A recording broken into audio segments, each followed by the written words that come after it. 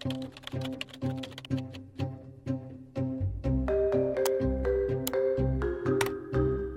role that Tamizdat, as it's called, has played or has been playing in your life and career. So let me start by asking you just how you came to studying Russian, I guess, or using Russian for the Tamizdat like activities that I hope to hear about later. But first, please just say a few words how it happened. So my name's Catherine Ann Fitzpatrick. I was born June 2nd, 1956 in Wellsville, New York. So I'm from upstate.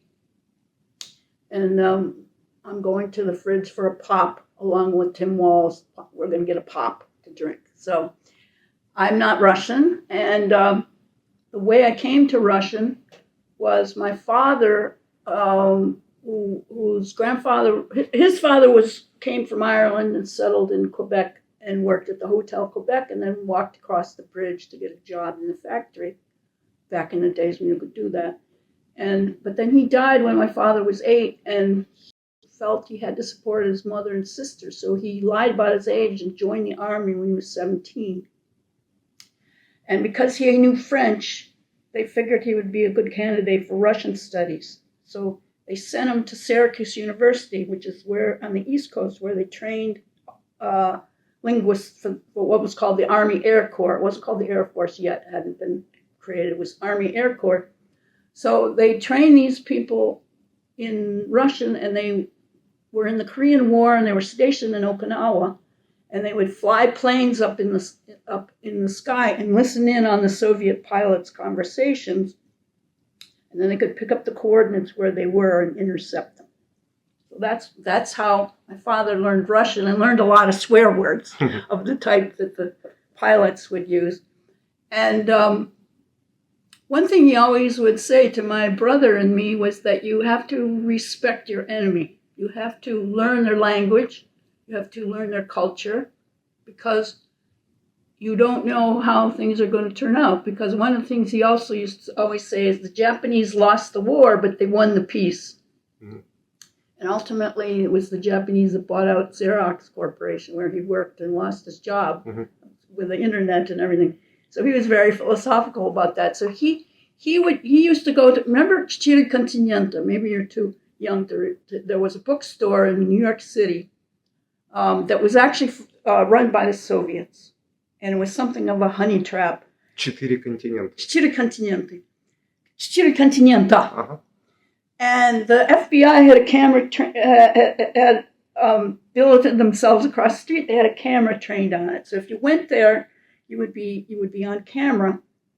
I didn't find out about that right away, but so what that store sold all of the Soviet newspapers, and it sold, the Virgin Soil, Brezhnev kind of stuff, but it would also have certain books like Master and Margarita occasionally, or it would just have, the sort of more garden variety and approved books. But that was the Russian bookstore, right? Where was it?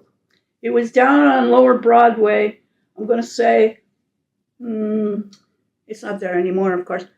I'm going to say it was somewhere in like the 20s or so, because I used to live on my aunt's on 19th and 2nd. I would just walk right over there to Lower Broadway, and you could get the newspapers. Like you could get Komsomolskaya Pravda. Mm-hmm. The other place you could get them was Hotelings, but they only had like one or two of the newspapers. Четыре континента had all of them. But so that's where my father went shopping. So we would occasionally, we lived upstate, but we would come in to visit. And he had brought back some children's books. And I'll never forget him teaching. He taught us the alphabet and taught us those books. Mm-hmm. So that first book that I read was called Где живет герой? Квартира 72, It's a story about a little boy looking for a hero. And then, of course, we had Crocodile, Mm-hmm. And fast forward many years later, my friend Jamie Gambrell, who passed away the first early days of COVID, she translated that book. But in any event, so my father was very keen on keeping up with the Russian language. And where we lived, there was exactly one Russian couple. They were sort of early Soviet Jewish emigres in the 60s. It was very hard to get out of the Soviet Union, as you may recall. Those who did get out came through, like, perhaps they'd be lucky enough to have gotten some trip to Prague or Belgrade or something, and then from there they would just not return, and they would be helped to leave. So that's when we first met Russians back in those days. That was usually the path. Then when I decided to go to University of Toronto, St. Michael's College, I graduated in 1978, and our teachers were. One of my teachers, Irina Yevrenova, was in the circle of linguists around Jakobson, and they came from Prague. Well, originally they were in Russia, and they somehow managed to get there. This was before, emigres didn't really start coming in large numbers until like the mid-'70s or so, late 70s. So that was like, who are you going to speak Russian with would be the, if your professors would either be very old or very young, And we also, 1980 Summer Olympics in Canada was the first group of Soviets that I ever recall meeting here, and we volunteered to help them. Well, they always had these Soviet exchanges. They would call them youth exchanges, right? But the youth would be like these 35-year-old chain-smoking KGB agents. So you're there with like youth, and they're asking you all those questions they always ask, like, what percentage of your father's salary goes to buying a car? They always had these economic questions. So I then decided, I had a degree in Slavic language and literature, and I decided to go on this program, which you could study in Leningrad, as it was called then. So I was there. I went to Leningrad 78, 79, and studied at LGU in this program for foreigners, right, where we studied journalism, okay? And we read Art Buchwald in Russian. That's what it consisted of, sort of selective journalism. And we were the next but last class before there was a boycott of the Soviet Union over the invasion of Afghanistan in 79. So Chalidze's wife, because you mentioned Chalidze, Lisa was in that group, the next group. And they were the very last. And for some years, because there was then a boycott of all these exchanges and so on. It was sort of like another Cold War restarted. But speaking of books, which is our subject, there was a person in the class before me that had somehow brought in the Gulag archipelago and got expelled when it was found in his room. So they were seriously, the Soviets at that time were like really heavy duty. I mean, it was, there had been sort of detente, which is why we were even there in the first place, but it was very rigidly controlled. There was kap strany and soc strany. We had separate everything, separate dorms, buses, everything. But we had Soviet roommates, but they were there to spy on us. So, but I still think we got exposed to a lot of culture, a lot of, that's once you sort of, I kept getting lost, but I finally, you start to learn Russian. And the Berezka, you know what the Berezka is, right? Another thing they don't have anymore.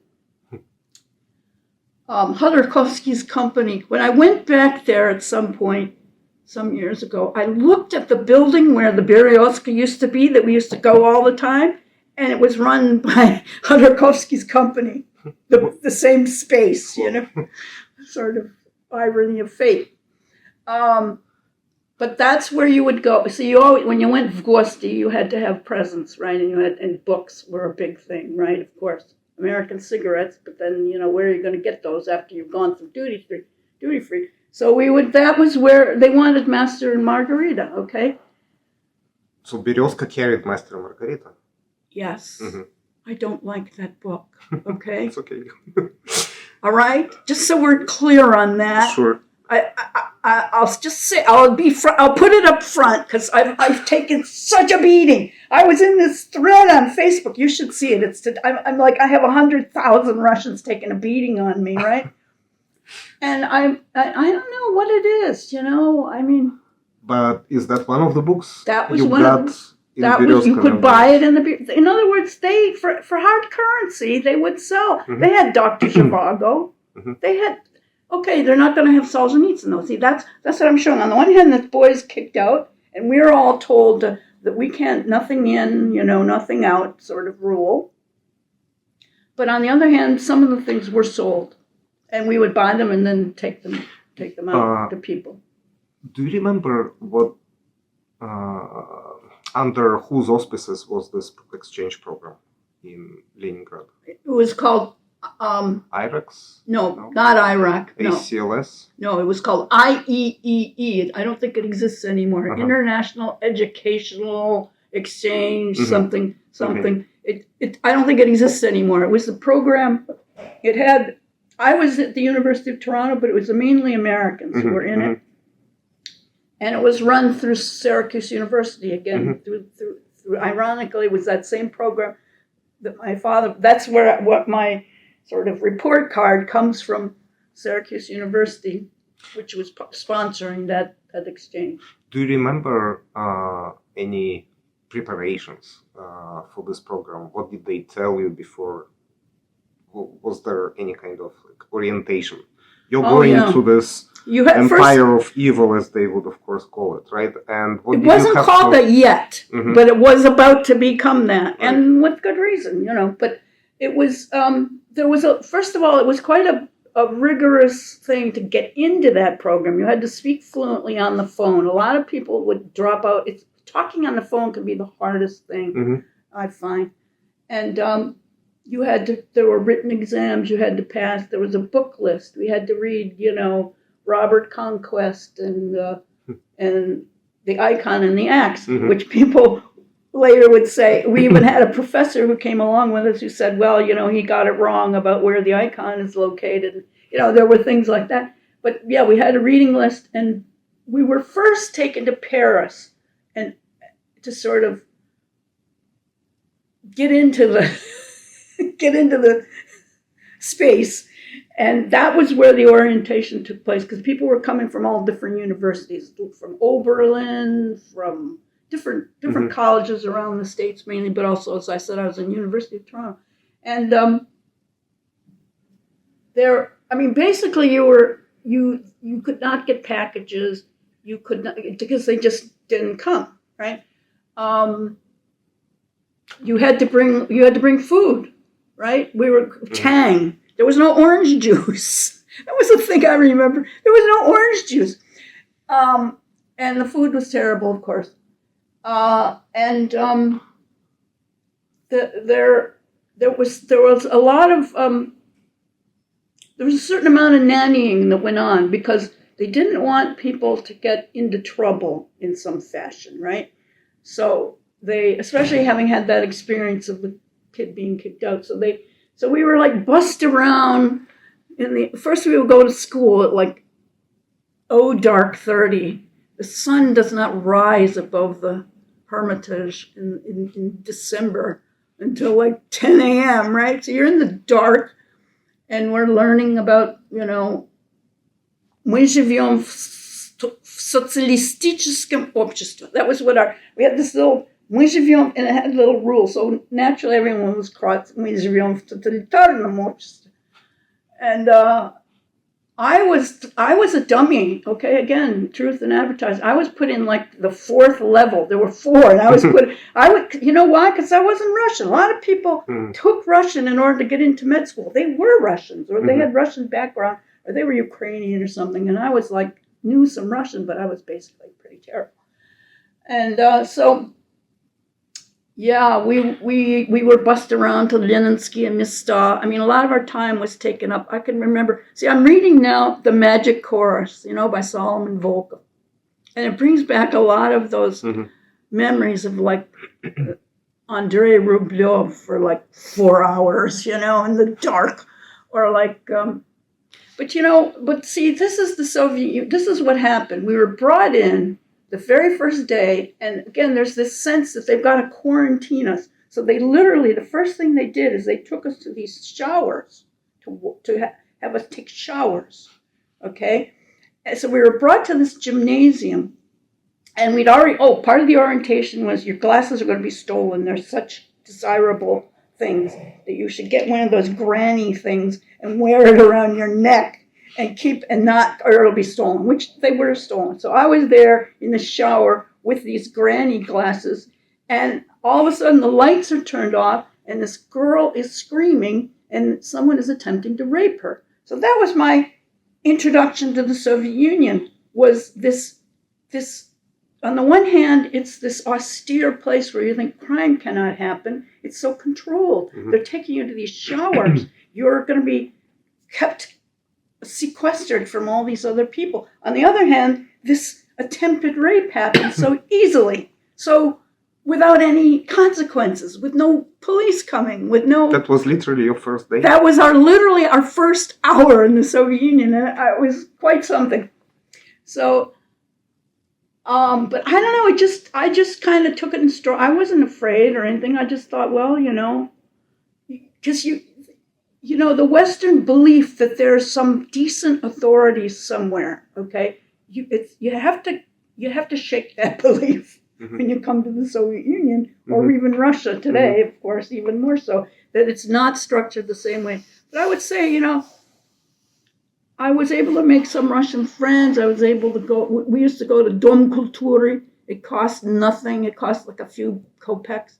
And I could see all these great plays and performances for nothing that I couldn't have seen in the West. So there were a lot of positive things.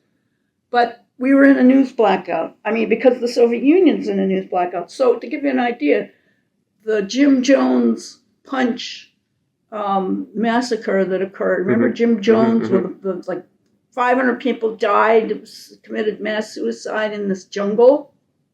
That was kept out of Soviet papers. We didn't know that had happened. So we emerged in the spring of 1979 to find that this terrible thing has happened, and that thing has happened, and all these things that were not in the papers, they were nowhere, We didn't get radio, we didn't have the radio receivers. Did you have access to any diplomatic channels? Like, of course, embassy was in Moscow, but... No, there's a Leningrad embassy. There was, okay, right. Well, there's a Leningrad consulate, and there was for many years. They may have discontinued it now, but there was for many years. And they didn't want us on their hands, so they discouraged mm-hmm. us. Mm-hmm. They would not allow us to use the diplomatic pouch. Okay, so you could not use it for even personal... No, we could not. That's why the mail was so terrible. Mm-hmm. They were trying to make us, it was immersion. We were supposed to speak Russian. We were supposed to live like Soviets. There used to be a kind of, they had all those sailors there mm-hmm. guarding the place. So they had like dances with those sailors. But the professors would discourage us and say, you're not here to hang out with Americans. You're to go and, learn Russian. So I don't recall them helping at all. I remember after we'd been there for a while and sort of got to know some of the teachers and so on, sometimes they would invite us to their homes, but we would discover sometimes, you would keep having this experience where someone invites you to their house, you see them 1 or 2 times, and then they ghost you because they've been summoned at work. Mm-hmm. And because we had this one friend at the Philharmonic who played the oboe in the Philharmonic, and we used to go to his house and bring him books, and then whoops, he's called in. And some of these professors were dying to learn what things meant in English. Mm-hmm. Okay? So this one professor sort of fastened on me because I had read Kurt Vonnegut. And she brought me into her office, and she had a whole list of phrases that she was kind of struggling with. And one of them was, take a flying fuck through a rolling donut, And I was like, Well, it's not literal, it's just a saying. Kurt Vonnegut, who I actually got to meet in later years, and I translated different people for him that he used to take out. He was a big supporter of Russian writers, Kurt Vonnegut was. No. Dovlatov corresponded with him when he emigrated. Oh, yeah? Yeah. Well, there used to be, I don't know if you want to fast forward more into what I did next then after I left Russia. Well, let me just ask a few things. So when you say that you would bring books to these professors, does it mean that these were books that you could not, like Berezka, yes, but what about Vonnegut?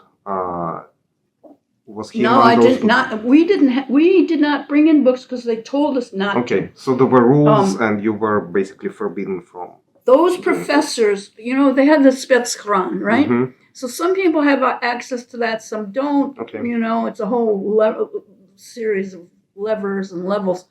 And so somehow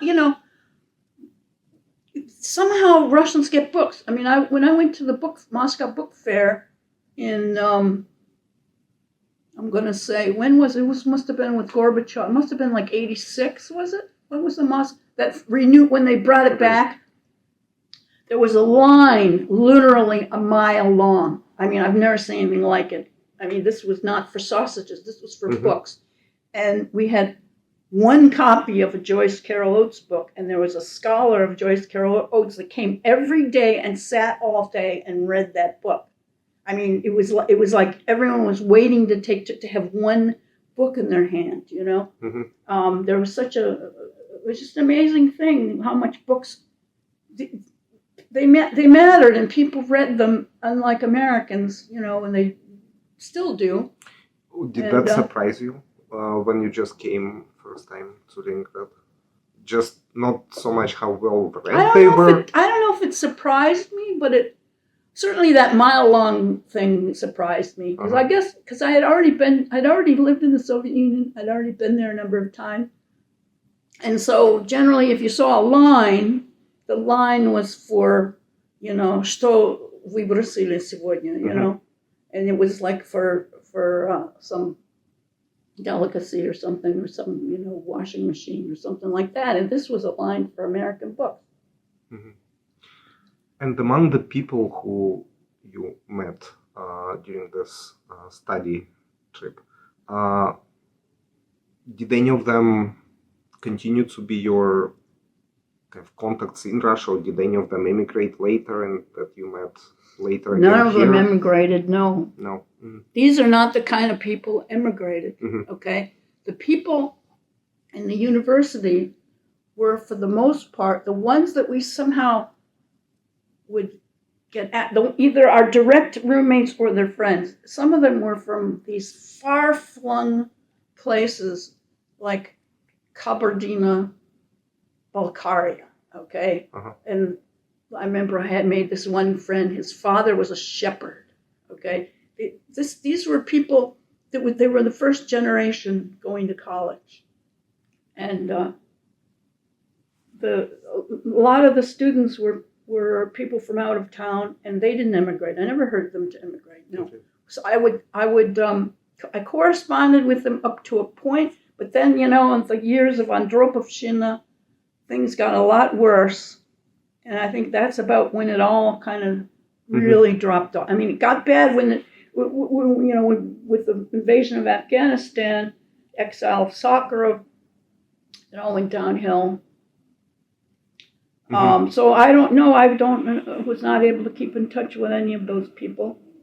And but you're right to ask that question, because at one point I took up. There was a whole flurry of books by American correspondents in Moscow. So I remember one of them that was very popular. I'm blanking now on the name. Not Robert Conquest. Who's the other Robert? One of the was on the bestseller list. I opened it up some years later and read the name index, and virtually every source had emigrated. Mm-hmm. I mean, you should try that as an experience sometime. Take one of those American correspondent books, open it up, Look and see all the people they interviewed. So you could conclude, well, they're not really interviewing, they're not really getting a picture of the country then. They're only meeting people who are going to emigrate. Not just Soviet Jewry, but sort of the intelligentsia, the dissidents, or people who represent a movement like Crimean Tatars or Ukrainian nationalists or something. They're meeting people who aren't sort of Russia proper. Could it be that the author of this book and others simply could not indicate the names of their sources? Well, that's contacts? A good point. Yeah. Now, see, that's why you're in Russian studies and not me. I'm just a practitioner, okay? And I wanted to tell you the truth in advertising. I took Russian, and I even took the special Russian summer Russian workshop to accelerate, and I took linguistics. But 20th century, 19th century, I did pretty well. I took a whole course just in Turgenev. Great course. Imagine that, because in the University of Toronto, they don't have semesters. Mm-hmm. It's more like a European. They have tutorials. You have to write an essay every week. That's actually a good exercise, good practice. So, we had nothing but Turgenev for half a year, right? And nothing but, verbs of motion for half a year. I still just clock stops moving in a class like that. But 20th century, I had the famous D.M. Thomas as a professor, the poet. Mm-hmm, Imagine. Mm-hmm. College is wasted on young people. You know that. It's wasted. The class met at 8 a.m., which, who gets up at an hour? Okay, so I kept struggling. I never would get there. And I was very bad in that class, very bad. And I feel bad. And it was a terrible lost opportunity. Look at that. He was there as a visiting professor. You would never see him again. So I took a wild gamble. There was a whole long reading list. And there was like Pilnyak, that still sits on my dresser, covered with Pil. And my daughter has read it, and I haven't read it. Should I read it? That's too dull. But I looked at the list, and I saw Matronin Dvor, mm-hmm.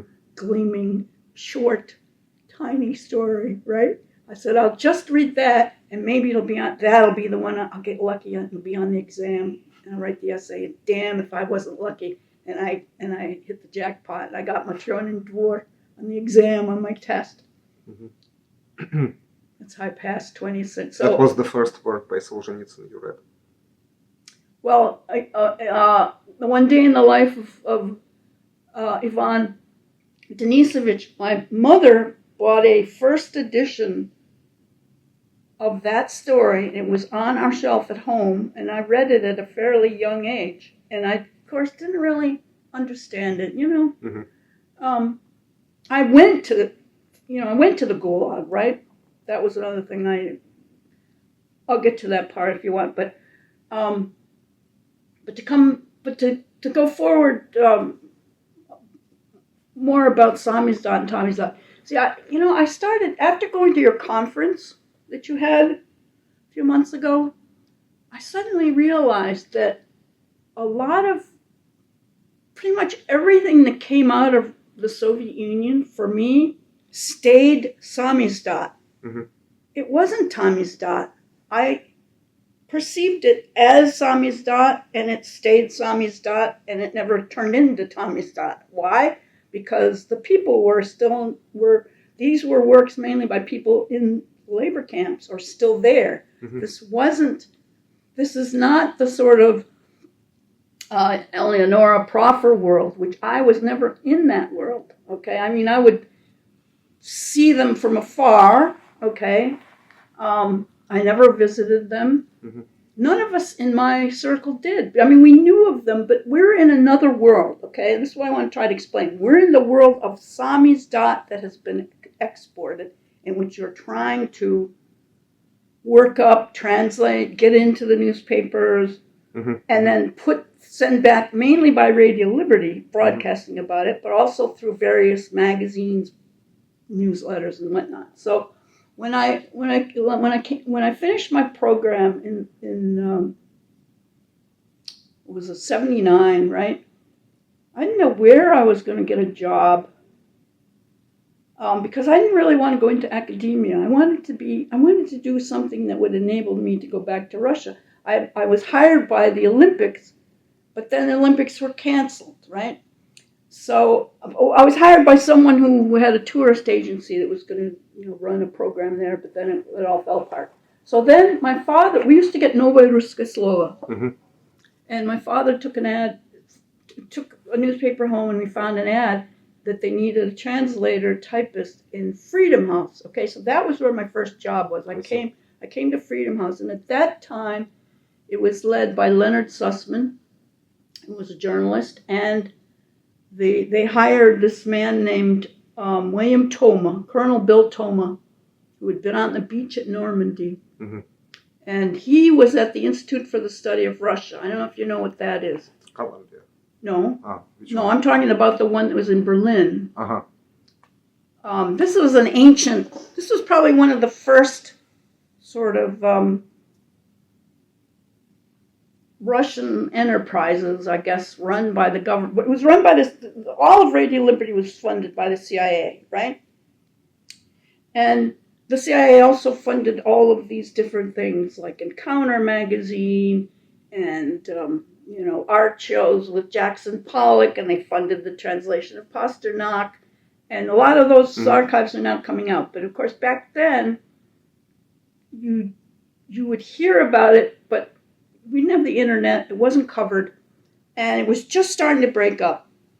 Because remember, Senator Clifford Case, was the one who blew the whistle on the fact that the CIA was funding all of these outfits. And when he was more concerned with, well, I think generally the concern in the U.S. then wasn't so much about the Soviets and the Cold War, but it was funding things like the National Student Society. So Ramparts broke the story. There was a magazine that was called Ramparts. And Clifford Case had hearings about this, and eventually they shut all that down, right? And so all of those things were left afloat, and that, by the way, is where Ed Kline comes in. So I want to get to that. Right. So this is the end of the 60s, 67, 68. This is Clifford Case is 72. Also later. I'm going to say we could look it up. It's like, or 75. It's like around. It's before the Helsinki Final Act, but it's like around that time. But the scandal around the CIA funding, if I remember correctly, this is 67, and 68 is when Ed Kline, I think, begins with the new Chekhov publishing house, right? With Chekhov too. Chekhov too, which doesn't really publish their first book until 1970, but 68 is when. Well, that's part. So there's a kind of overlap period where Ed Kline is still dealing with some CIA guy, right? But it's starting to fall apart, and then it's completely blown away by these hearings and by a new directive that says the CIA cannot operate on U.S. soil, right? Okay. But so what Freedom House, I think, was an important part of this environment, because first of all, after the CIA dumped Encounter and some of those other magazines, they picked them up, and they were funded by trade unions, by Smith Richardson Foundation. They had conservative funding, but they also had, these old anti-communist trade unions like the Ladies' Garment, UAW, ones that, AFL-CIO was a big supporter of the sort of anti-Soviet cause, if you will, because they wanted to distinguish themselves as being the non-communist unions, It was a big part of their under Lane Kirkland and Tom Kahn of that era. So when I first came to Freedom House, there was a magazine, they published a magazine called Freedom at Issue, where I remember I published my first book review of To Build a Castle by Vladimir Bukovsky. And also an article about Mikhailo Mikhailov, who was a Russian-speaking Serbian. But then we started our own magazine to translate the Samizdan. That was called Freedom Appeals. It's kind of a double entendre devised by Bill Toma. And we published everything that seemed relevant that we could get our hands on. And it was not easy. Like, it's not, occasionally through my life, it's been the case where I will just get something in the mail, and it'll come from Reston, Virginia, or something, because somebody has gotten through the pouch. Mm-hmm. Or someone actually is a tourist or a banker or something, and they mail something out of Europe. But most of what we had came from Radio Liberty itself. Radio Liberty was overflowing with stuff. I mean, they could run 24/7. They had hired all these people. They had all these languages, which they cut back on in later years. But they had enough left over that they were looking for ways, and not just what they wanted to do was to curate it, to get it into the press. And you remember this man George Bailey? I don't know if you ever. He wrote The Germans, yep. And sometimes when I just went on CIA.gov and I found the file on him, but the CIA itself doesn't call him a CIA agent. It's other things that call him a CIA agent. But you have to ask yourself, what is a CIA agent? If the CIA funds these places like Radio Europe or whatever, Radio Free Europe, and you work in that place and you're the director that they've put in charge, you're not there. They have a certain degree of autonomy. They're not like agents, yeah. taking instructions. Anyway, I didn't perceive him as, I don't know, he didn't seem to, he was with Springer too, Springer News. I didn't perceive him as a CIA, directive or anything like that. He just brought literally bags of stuff. Mm-hmm.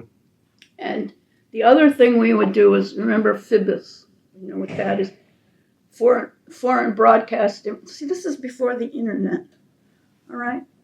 There was a time. Used to get up early in the morning and bring the internet in a bucket 20 miles. So you wanted to read all these newspapers. You could go down there and to Continente, as I mentioned, or to Hotelings, which is closer to the office, Freedom House's office. But also you wanted to get the Foreign Broadcast Information Service, was this government service that scanned all those papers and compiled them all in these orange booklets, and they put them in these huge burlap bags, and you could subscribe to them, and they arrived in literally, picture the internet is in sacks, okay? Mm-hmm. And so that's what we would get those. And why would you bother? Because there was gold sometimes, in those sacks. If you had the patience, especially the regional press, you would find stuff. Because sometimes they were, like Brezhnev went through these periods where he was like cracking down on crime or cracking down on corruption or something. You'd get stuff out of the regional press, or, somebody would start writing letters. You used to look for the Podval. See, that's what the Podval, right? Mm-hmm, mm-hmm. We'd look for that to see who was going to be arrested. Like you see Podrebinik is denounced in a Podval in some, in Literaturная Gazeta or something, and then you could brace yourself, right? Mm-hmm. So I was, and when I worked at Human Rights Watch, we published a study of the war in Afghanistan in Russian. We drew a lot of stuff out of that Soviet press of that era, mm-hmm. that just had, was, if you had the patience to go through it. So that was your job at the Freedom House? Well, that was one of my job was translating and making up this magazine, which we had to lay out by mm-hmm. hand mm-hmm. and take to a printer. And we then mailed it out, and we would try to get the stories in the press. So, like, we had certain people that always covered us, like Mila Andre, Daily News. She was Russian background. Or like, there were certain people at AP, certain people at New York Times desk. You had to walk physically over there, give them the copy. Uh-huh. Usually you would try to get it to them by noon, because to get it in the paper in time, right? We also would have press conferences when anyone was let out, because after a while, we started collecting all these dissidents, right? They all started coming. What we first did with that magazine is we purchased a mailing list of all the Slavic professors in the United States and Europe, mm-hmm. or North America and Europe. So there were hundreds. And we mailed them out, and a lot of them subscribed because they wanted to have this stuff, right? And we didn't just limit ourselves to the Soviet Union. After a while, we did Eastern Europe, China, and so on. And we then made a lecture bureau. After we started getting all these people showing up, we made a lecture bureau where we sent them around to give talks on campuses and so on. So, we had these people like Dovlatov, Shragin was one. Remember Boris Shragin? Lyudmila Alexeyeva, of course. Alexander Ginsburg had his own lecture agent. He was that famous. He used to command quite a fee for lectures. Lectures were more important then. Used to be every major city had a World Affairs Council. They were called World Affairs Councils. I don't even know if I don't think they exist anymore. But things like Kiwanis Club or, public library, these things meant more when there was no internet. So World Affairs Council in practically every city. So we would just, like, say there was some University of Seattle wanted to have someone. Well, then we could call up World Affairs, we could call up the Democratic Party, local people or whatever, and put together a program for that person. So it made it worthwhile shipping them there. And so that was a lot of fun. It was interesting. And Litvinov was all those. It'd be great to find some of those files. I don't know where they are because, unfortunately, that Wendell Willkie building, which was the 20 West 40th Street, was torn down. It was named for Wendell Willkie, who ran against FDR. They were big Wendell Willkie fans there. Of course, Willkie had traveled all over and met with the Kuomintang and met with Stalin and met with all these people, right? So he was this world affairs guy. It's now reduced to just a little plaque across the street by the public library, but it used to be this whole building, and it had all these different offices of sort of foreign policy-oriented outfits like Freedom House. Freedom House, I think, leased it or owned it even, and they sublet it, and then the whole thing was torn down. They moved downtown, and they were destroyed in Hurricane Sandy. I think a lot of their files were lost, sadly. I think sometimes I find them here and there because some of those professors saved them, and they're in like the Minnesota library, whatever. I mean, I'm not saying this is any kind of big. A lot of this stuff was probably in Continent, right? Because one of the things that George Bailey decided to do was publish Continent in English. I don't know if you ever saw. He did this. And that was my job. That job was handed to me to just select which was probably a mistake, right? But people are busy. Whatever. You have this 25-year-old person. What are they good for? So I read all those continents and tried to pick out. Well, Ludmila Thorne also got involved. We tried to pick out what we thought could go in like a sort of a medley of pieces, And how many was this? Just one issue, or in English of Continent, or more? No, there were more. It was a whole. There were all the issues, and then they did this sort of compilation, the selection of issues. But there were several tomes of that. I don't, I don't remember the bibliographic particulars at all. I just remember slogging through all that stuff, and I remember. The main thing that I absorbed sort of in my travels by that time, it's like 1980 or something, right? There's two camps of Soviet dissidents. There's the Sakharov and the Solzhenitsyn. And there's the more liberal ones and the more conservative. And the more liberal ones seem to be in New York. So that would be like Litvinov, Shragin, Alexeyeva. Paris is where the more conservative one. So Maximov, who I remember as being a very stern, very sort of irascible fellow, with a certain amount of enemies. And then there was, of course, Mrs. Alberti, the famous Mrs. Alberti. I don't know if you ever got I don't know when she died, but she lasted for a certain while. She used to be. She was Russian. I think she was white Russian, right? Or maybe she was second wave. She had a husband named Alberti, and her maiden name was Ilovaiska, I believe, if I'm not mistaken, Ilovaiska. She was secretary to Solzhenitsyn and lived out there at the compound. And Ludmila Thorne, who was my boss, my immediate boss, because Toma was there to get it started, but then he moved over to International Rescue Committee to take care of the Cuban boat people, which was a huge logistical chore. And Ludmila ran that program, and we were totally immersed in doing the soccer of hearings, which was in Congress at that time. And it was, I suppose it was prompted by the exiling of Sakharov, January 1980, to Gorky for denouncing the invasion of Afghanistan. And so that was another place where we assembled all these people, and we had to translate all of their testimony and then put it on the air and then try to get it into the press, which I was looking at Ed Kline's files a while ago. Not a lot of it got into the press because after a certain point, there was the Cold War, then there was détente, then there was sort of a revival of the Cold War. Then you started this whole citizens diplomacy thing, right? So, but that's even before Gorbachev. But just to come back to how we, what did we publish or how did we distribute it?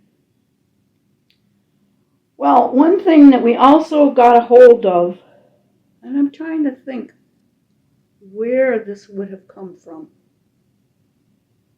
Probably, maybe it was the State Department, maybe it was the government, maybe it was Radio Liberty, a list of libraries in the Soviet Union. Okay? And the theory was if you just mail enough things just in plain wrappers, especially to the provinces, that they'll reach there. And sometimes the people even wrote back. Okay? We don't, of course, mail is now stopped to Russia, as you may know. You cannot send a postcard.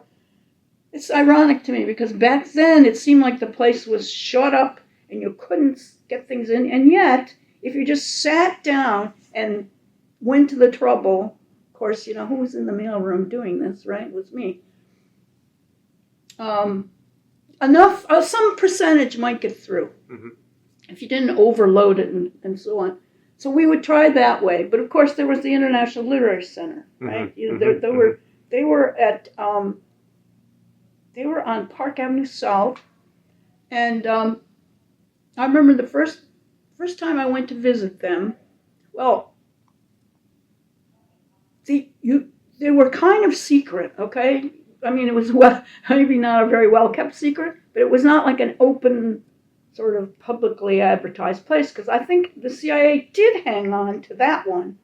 Or at least maybe some government office did. It was still sponsored even as late as 79. Oh, this is the place where anyone who could confirm their plans to go to the Soviet Union could get free copies of books. Yeah, well, that's the hitch. Okay, so it was Vladimir Kozlovsky. You know him, right?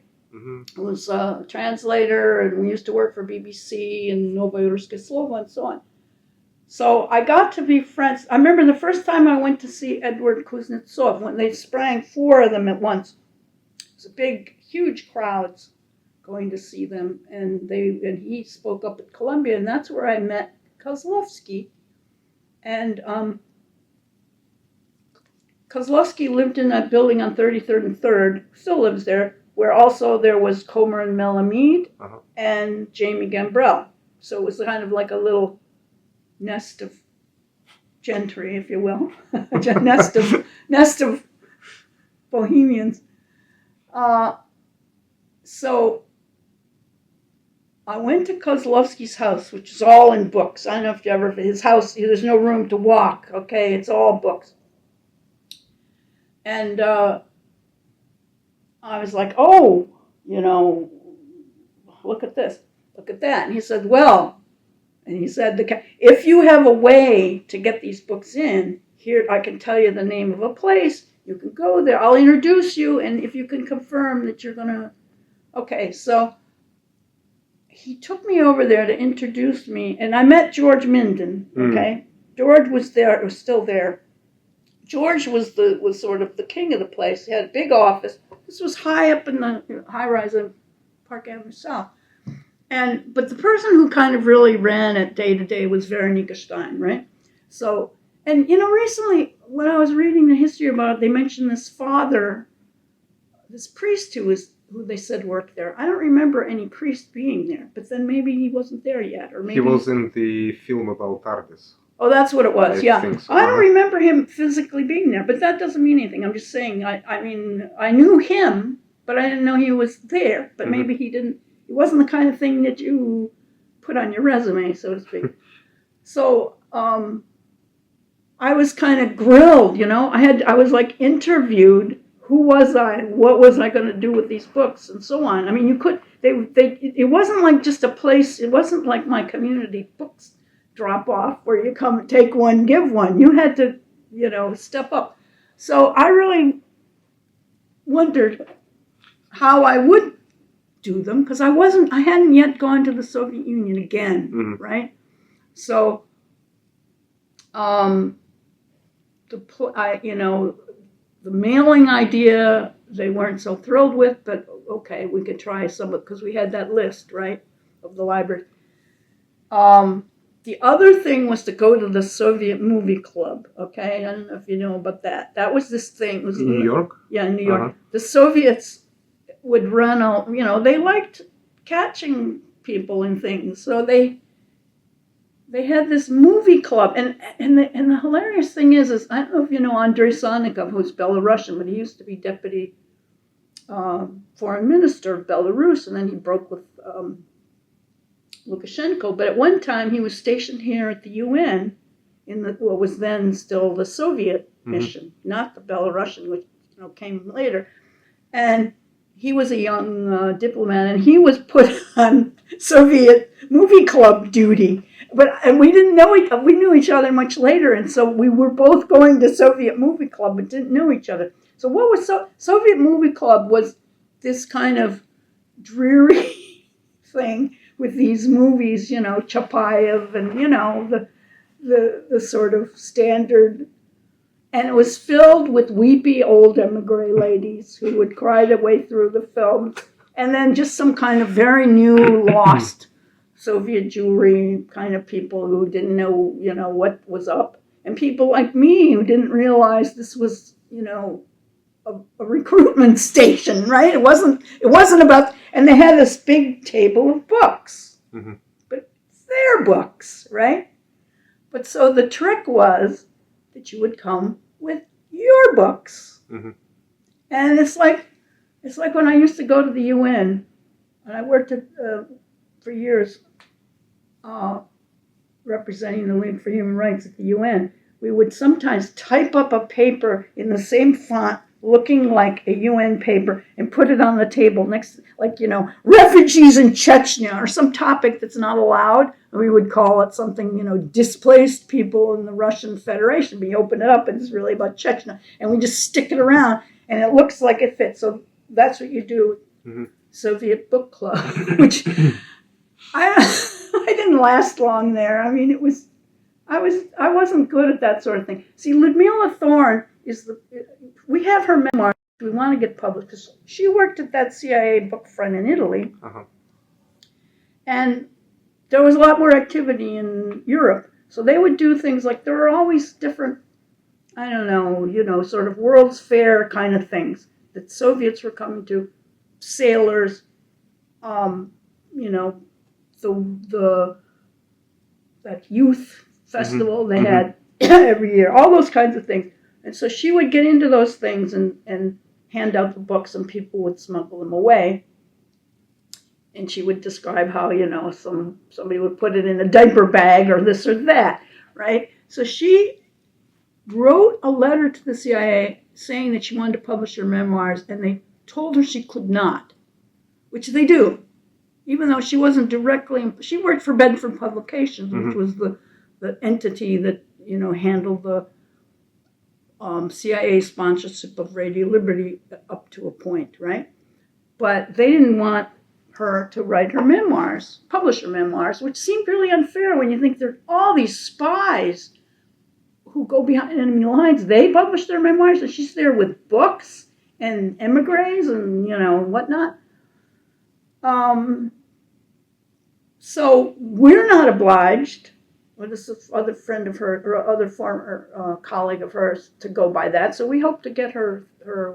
I mean, it's nothing that big. It's just sort of not part of the whole story. She did write one letter to the editor of, I think, the New Yorker once, where she described her efforts to try to hand out the books. But see, the books, there weren't, in New York anyway, there weren't Soviet tourists just so freshly available. I actually saw more of them in Toronto when first there was that, first there was the Summer Olympics, but then I don't know whether Canada had better relations maybe, but you would see Soviets there. Here, you would not see them then until a certain point when there were a lot more that came.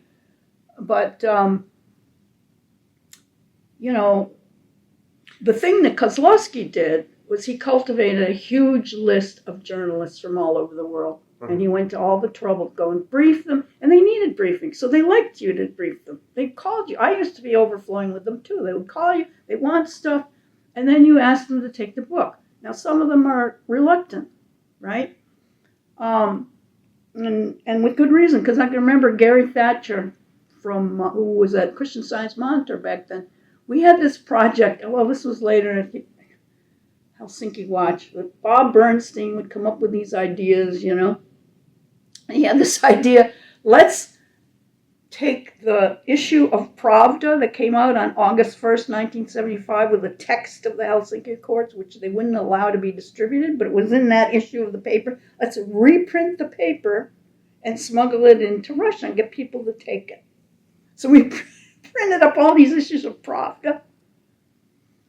But why was this? Because the people that have the text of the Helsinki Accords. But if it wasn't Pravda, couldn't they? Because the Pravda sells out, and then you can't get it the next day. You see, it's not kept. It's not, the text isn't distributed. It's not, it was like it was probably even that first day it probably got daily sold news out. And that's it. Basically. Yeah. So that was the idea, is we were going to, and for a time we were even trying to find Soviet newspaper, which has a certain smell. It's unmistakable. You can always tell a Soviet newspaper. And I was like, and I kept saying, this is not going to work, because they'll be able to tell it's not their newsprint.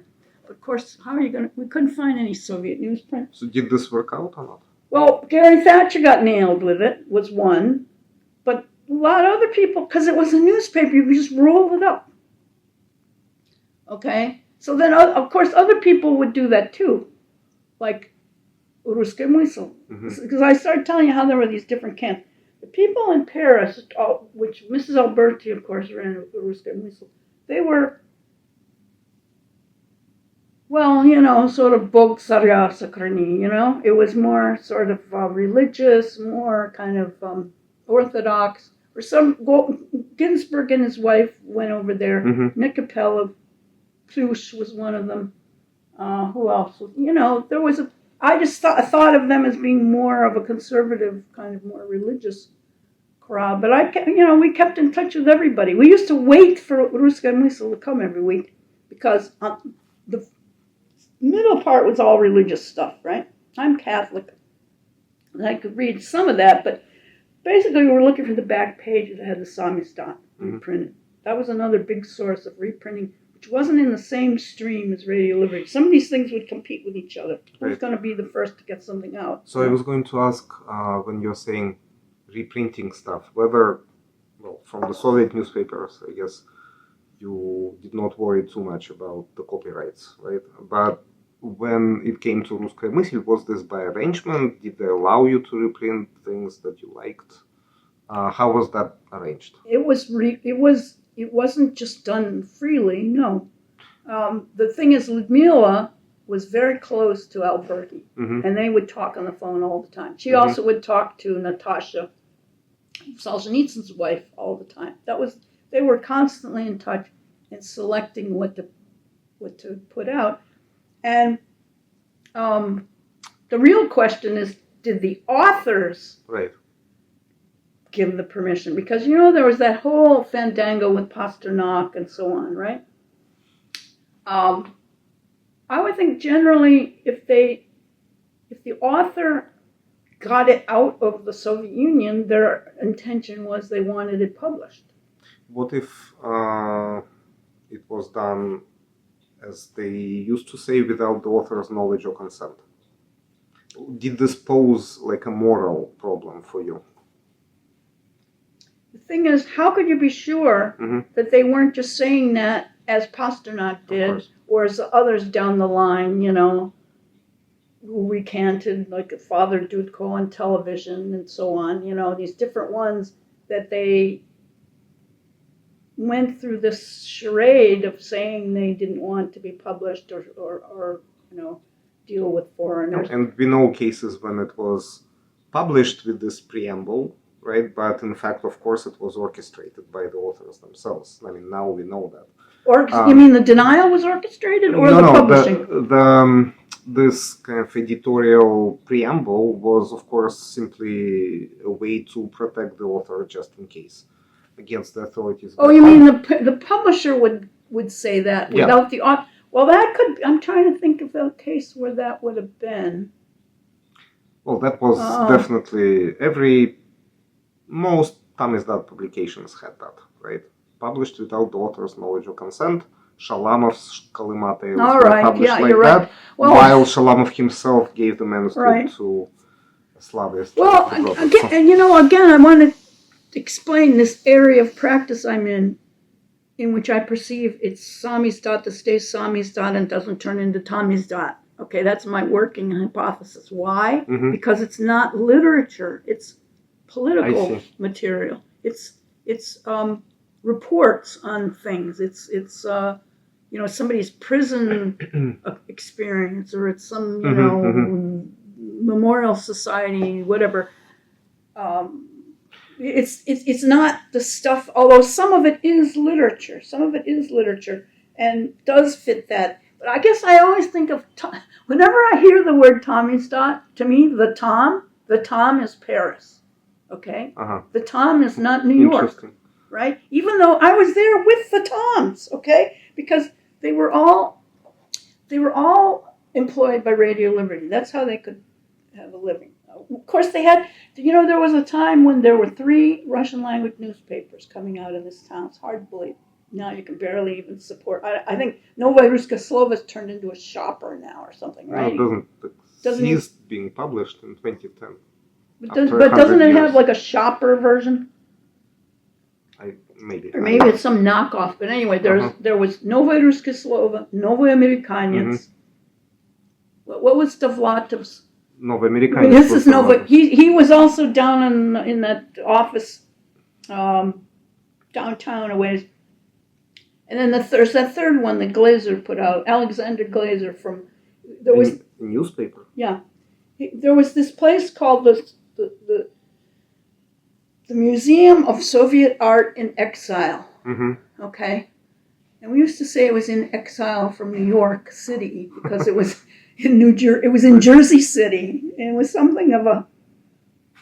I don't want to say Ragaya Kapuita. I just had to explain that phrase to this young man the other day. Russian. He was Russian. He was 30. He didn't know that. He didn't know that expression. I thought, holy Toledo! Nobody reads these old books. I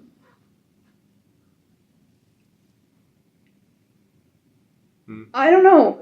I mean, I was actually going to ask this standard question I always ask everyone. How did the 3 terms actually coexist for you? Gosizdat, Tamizdat, and Samizdat. Or Gosizdat, Samizdat, and Tamizdat. And what each of them meant for you, and how was this let me think about that. Distribution between them play out in your. But just that third newspaper, we've got to find the name of that because that was an important paper because that museum, which was sponsored in part by Jersey City, the city of Jersey City itself. It was like a sort of a neighborhood place. We would go there. There was stuff. There were people like, Oskar Rabin and Komer Melamid and all of those kind of people were there in that museum. Melamid lived in Jersey City then. And that newspaper was And then there was a fourth paper that was called New Jewish Agenda, which was published by young American Jews with a real sort of tilt towards what's happening in the Soviet Union and culture. Mhm. And so there were different Soviet emigres that also worked in that I think it was called New Jewish Agenda, or New Jewish something. It was, We'll check later.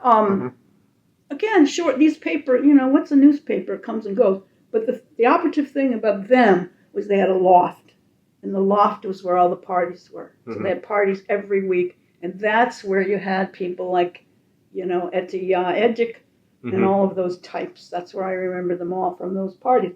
But to come back to your question, so there were those papers that we all eagerly waited for, and there was Radio Liberty, where they all hung out.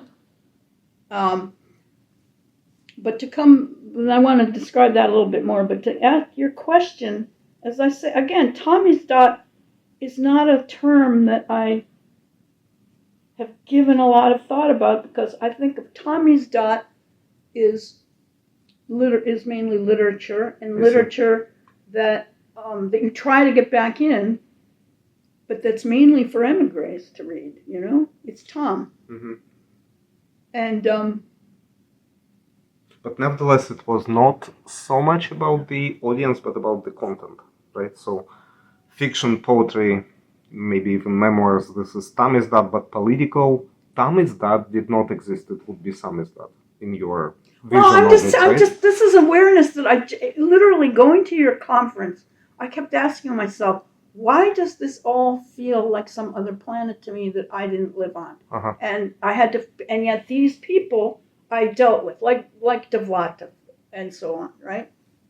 So, and I think, well, it's partly because Samizdat was a thing, but also I think, Kontinent it has both literature and politics. And of course, inevitably, the literature is going to be political. It's going to be Sinyavsky. It's going to be... This line, wasn't it completely blurred by the Cold War atmosphere? Where is the line between... What is the Gulag Деление между нами. That was a famous work by Comer and Melamede with Doug...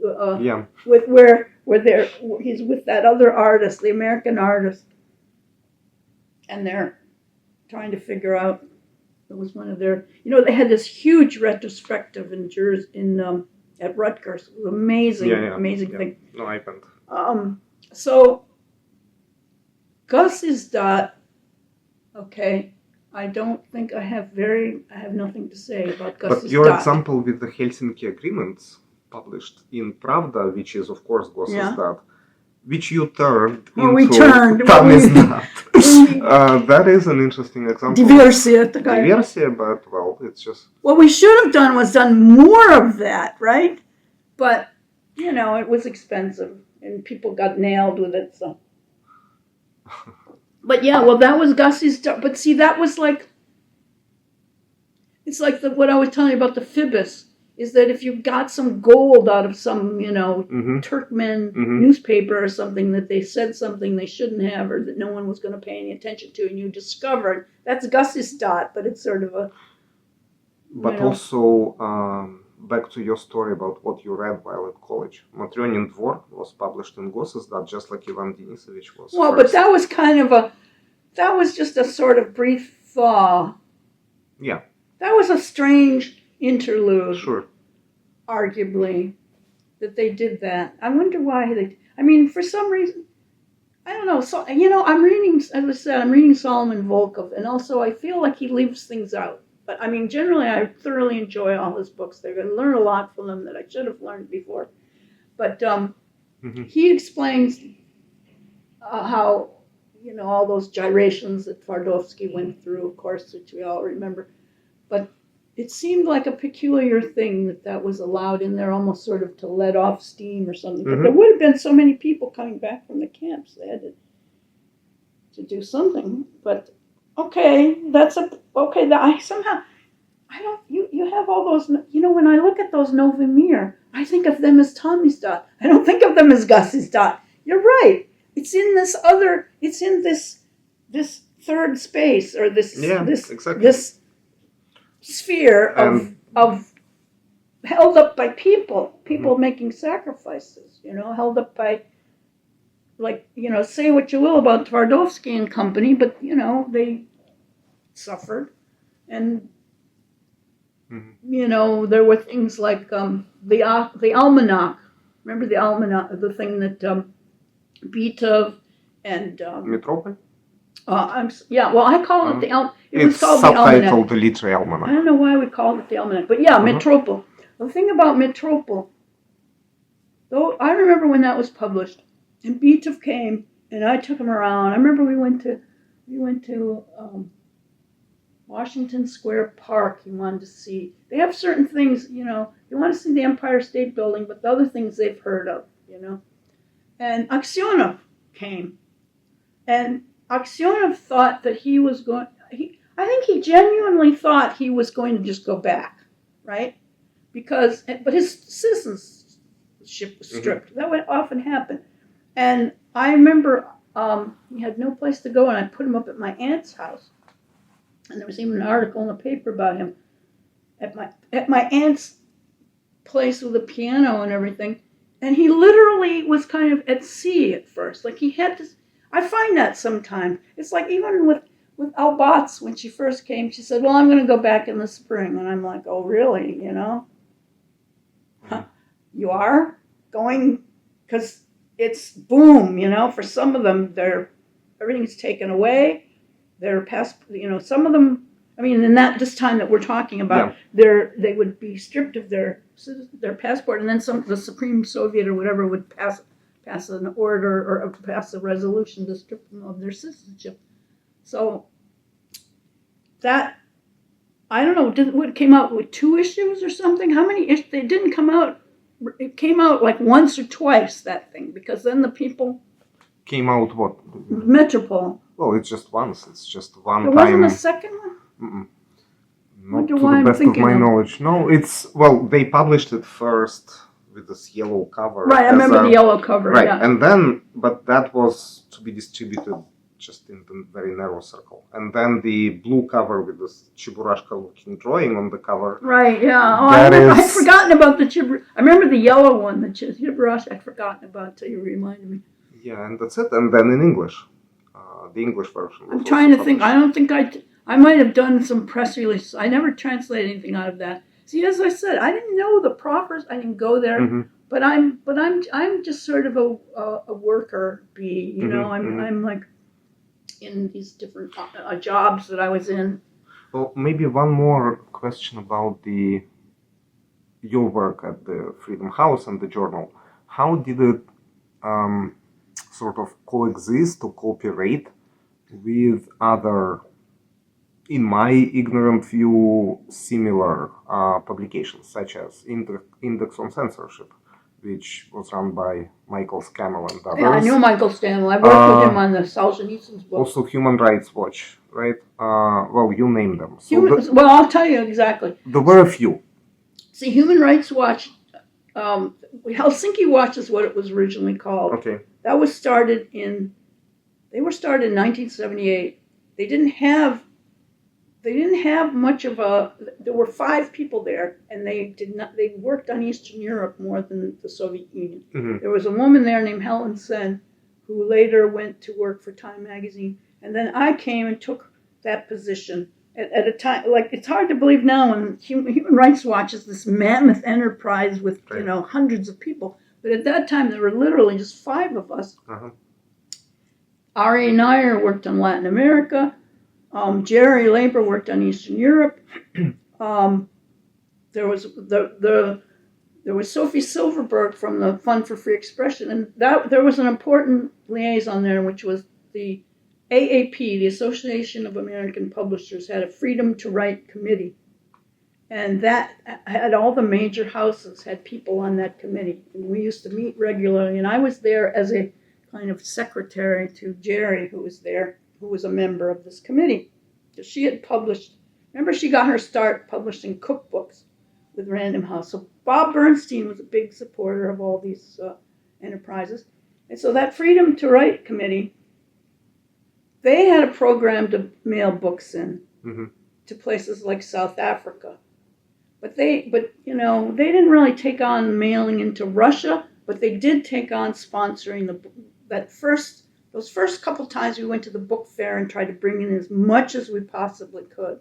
And of course, they were trying to pick through it and take stuff out of it. But the way that I made the bridge from going from Freedom House to Helsinki Watch is after, I guess, with 1980 soccer of exile and so on, they decided to boycott the book fair, the publishers, and led by that Freedom to Write committee. So Bob Bernstein decided to create the Moscow Book Fair in exile. And it was this huge extravaganza where he got the New York Public Library to sponsor it. Because at that time, Vartan Gregorian was still there. And Vartan found funding for it in the library. It was a huge gala, lavish, New York affair. And it had this glossy catalog in 2 languages. So that's what I was translating from we took a lot of emigre literature. We took the Tommystott.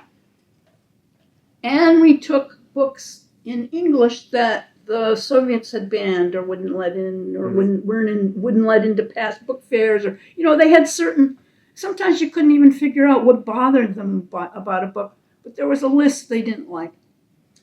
And so we made this catalog, and I did the Russian, and then there was this man named Sasha Sumerkin.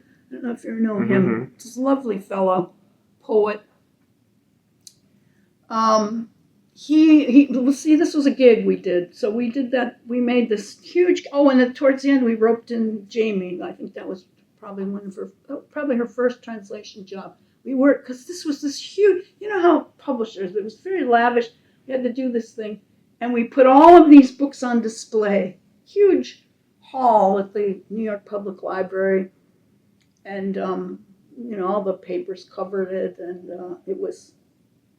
The Soviets were mad,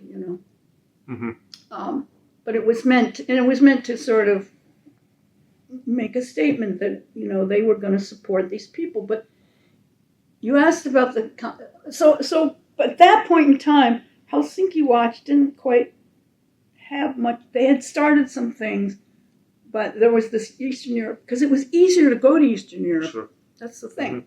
So then I decided to take that job, and I went over to work there in like 81 or something like that, right? And so the first thing I did was go back to Russia, and that was a whole, you couldn't write in your visa application that you worked at Helsinki Watch. So we had while that was your official. That was my employment. But see, we had this caper that we did. Which I don't want to get into because it's probably still applicable, where there was a way you could be you were employed by this other entity that was very nondescript, and you would actually have something to do with that. So if somebody checked, it would check out, which they did check. And in those days, you would wait weeks to get a Soviet visa, and it would cost a bundle too. You just wait and wait. But I got the visa, and so then I went. And I was briefed by Ludmila Alexeyeva extensively. Everything I know pretty much, I learned from her, and also from Amalrik. Amalrik was still alive then. And he published a lot of these people, Helsinki Watch was led by Bob Bernstein. So the publishing world and the human rights world were very close together. It was a different crowd than Freedom House, which had more sort of old Trotskyists and labor and all of these, how they say about Gogol's overcoat, right? Well, all of these groups all came out of Trotskyist sects. I'm here to explain that to you. They're all Shachtmanites. They're all League for Industrial Democracy. Arch Puddington. Ari Nair was once head of League of Industrial Democracy. He went over to Human Rights Watch. Carl Gershman was at Social Democrats USA and then went to NED. Bayard Rustin was on the board of Freedom House, black civil rights leader. They were all Trots. anti-communist. It was very interesting. Alcove 1 and Alcove 2, you know about them, right? You're so young. Well, Alcove 1 and Alcove 2 is where I believe it was at the new school where there were the students, especially the Jewish students, divided into 2 lunch groups that were virulently opposed to each other. In one alcove were the Trotskyists and anti-communists, and the other were the communists and the sort of pro-Moscow.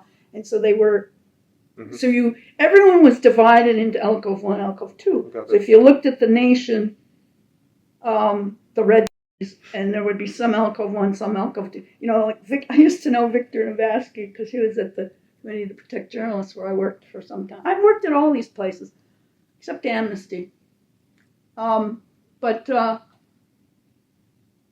after we did the book fair, they had me go there, right? So that's when I got to start to meet people in Russia. And by the way, see, this is where you see where your work pays off, right? In terms of books. You go and they're on the shelves. It's such a thrilling thing. At homes. In homes, yeah.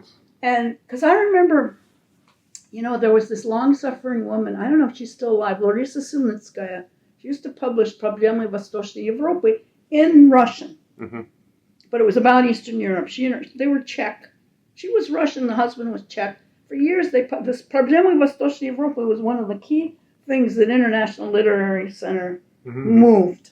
Okay? And I would always wonder, who reads this stuff? Sometimes if I were tasked to do it, translate. And I would go, like at one point I visited Belarus. I go and visit Andrei Sannikov. And he's got the whole set of Проблемы Восточной Европы on his shelf that he somehow people have brought to him over the years. He's somehow compiled. Or in Moscow, you go to like Sasha Lavut, who is a lovely person, Moscow Helsinki group. And he's got Kontinent, and he's got, of course, Chronika Tekushik Sabытия, which was what we were also very keen on getting in there. But they had all that stuff. I mean, one of the people, what is the thing that is the most precious in Ed Kline's archive? Question, all right? Which is a huge amount of stuff, right? And this one person that we worked with, Lyudivana, who was Kovalyov's assistant, she had this Tsvetaeva book that was a samizdat book that was one of those, the pie that's been... Did you eat the pie yet?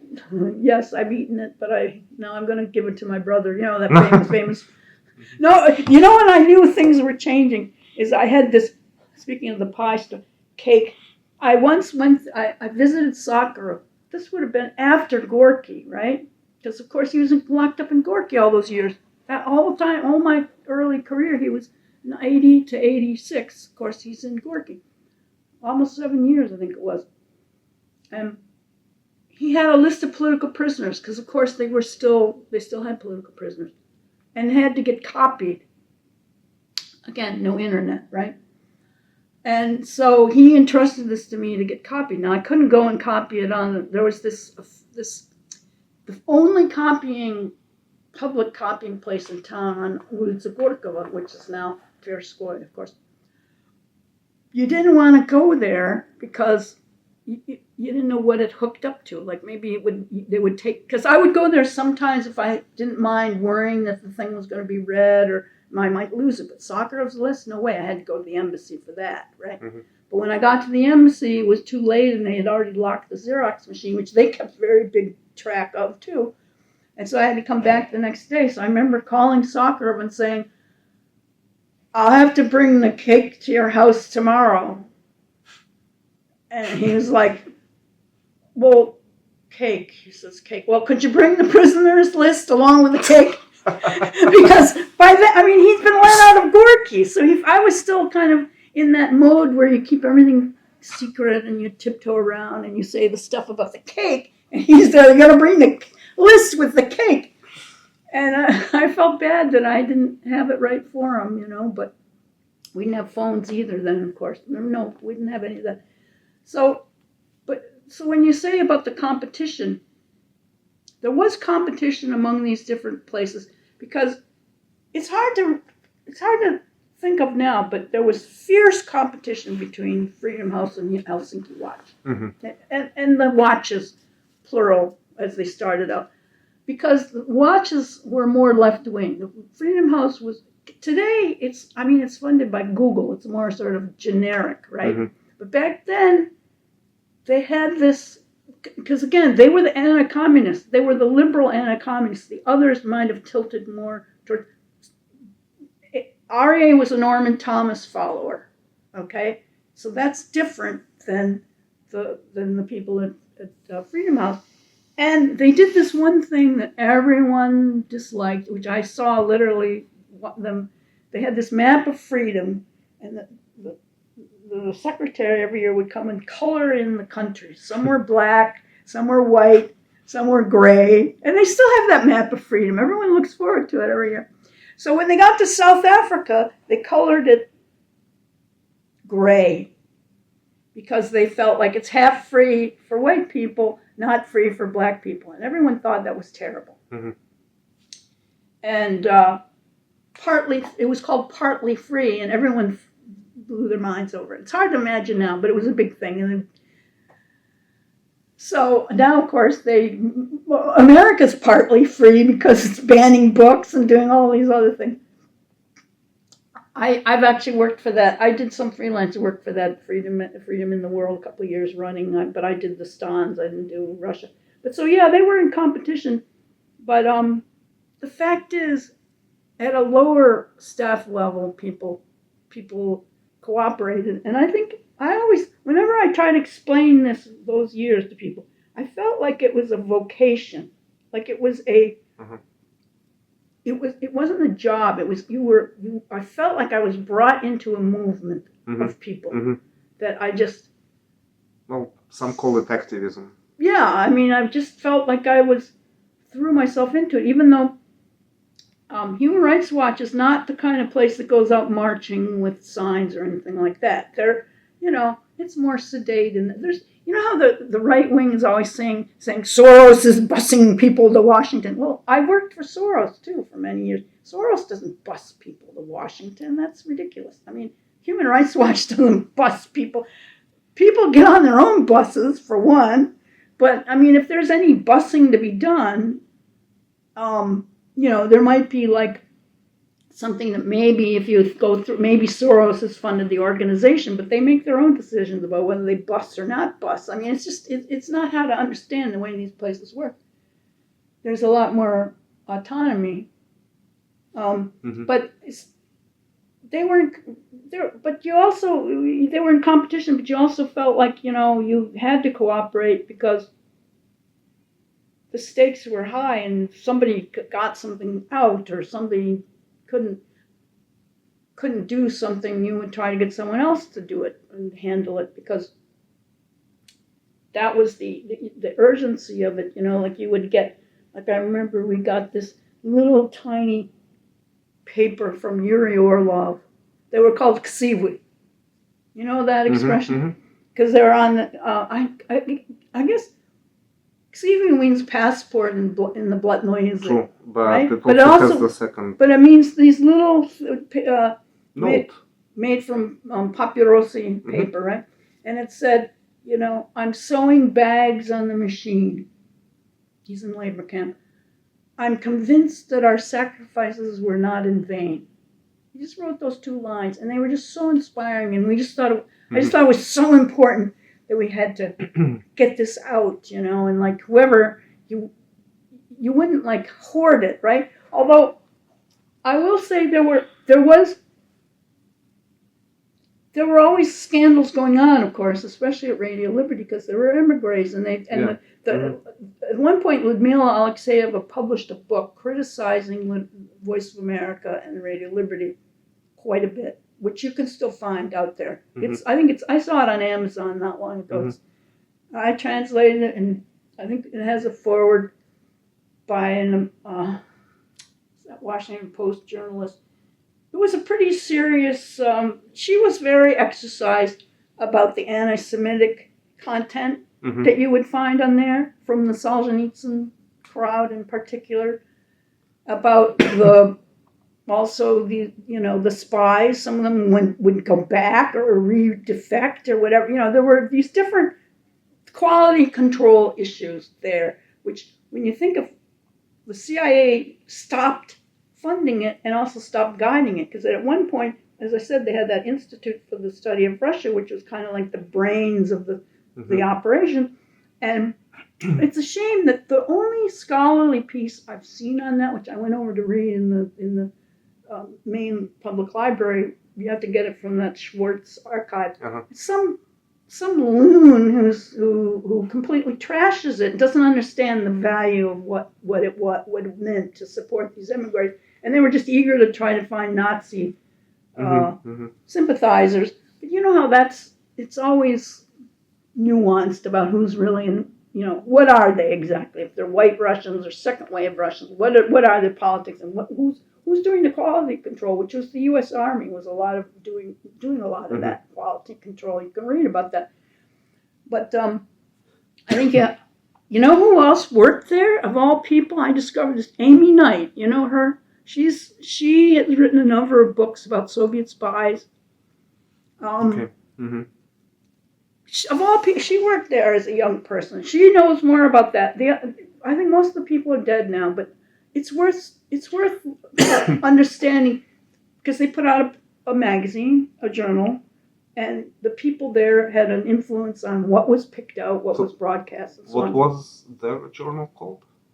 I don't remember. I think it was just something generic, like the Journal of IRS or something. I don't know. I could look that up for you. It's findable. Amy, maybe Amy will have something more to say on this, but I think she has another book coming up. Anyhow, there was a certain amount of isolation and hostility and so on, I think, among these different groups, but I think all in all there was more cooperation than you might think. But when Alexeyeva's report came out, boy, there was a lot of hard feelings over that, Did you, at the time or now, do you think it could have also, or was kind of a generation gap type of thing? A cross-generational conflict, not just ideological or left or right, etc. You mean Alexeyeva obviously is a younger generation compared to people who founded and were at the wheel of Radio Free Europe, Radio Liberty in the beginning, and so is the entire third wave compared to the first and the second. Well, there's no question that the waves are different in nature and character. And the fourth wave. Well, let's not even go there. But Ludmila Thorne was second wave. But she was allied with Solzhenitsyn, who, what would you call him? Well, Solzhenitsyn falls out of these categories. Well, that's the thing. Shragin, Litvinov, etc., they're second wave. All the people. No, Litvinov, Shragin, third. Or, I'm sorry, they're third wave. I meant they're third wave. And, a lot of Soviet Jewry leaders and dissidents and Pentecostal leaders and all that, they're third wave. Sure. No question. But yet they rely on Novaya Ruskaya Slovo, which is second wave. They rely, Ruskaya, we used to call, okay, you can turn off we used to call it Ruskaya Besmyslica. Okay, harsh. Well, San Francisco newspaper Русская жизнь was often, by the younger generation, was called Русская смерть. Oh, it was? Русская смерть. See, I didn't even know that one, and I didn't even follow that one. But I said I used to wait religiously for that because I wanted to read the back cover. But Русская Besmyslica, just because,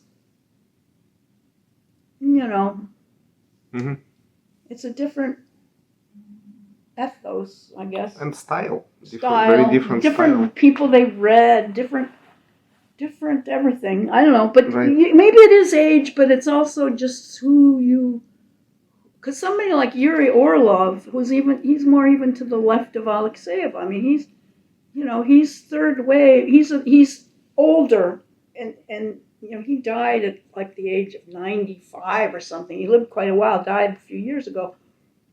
He was a professor at Cornell. So he's somebody who's maybe 15, 20 years older than some of the other people in his group.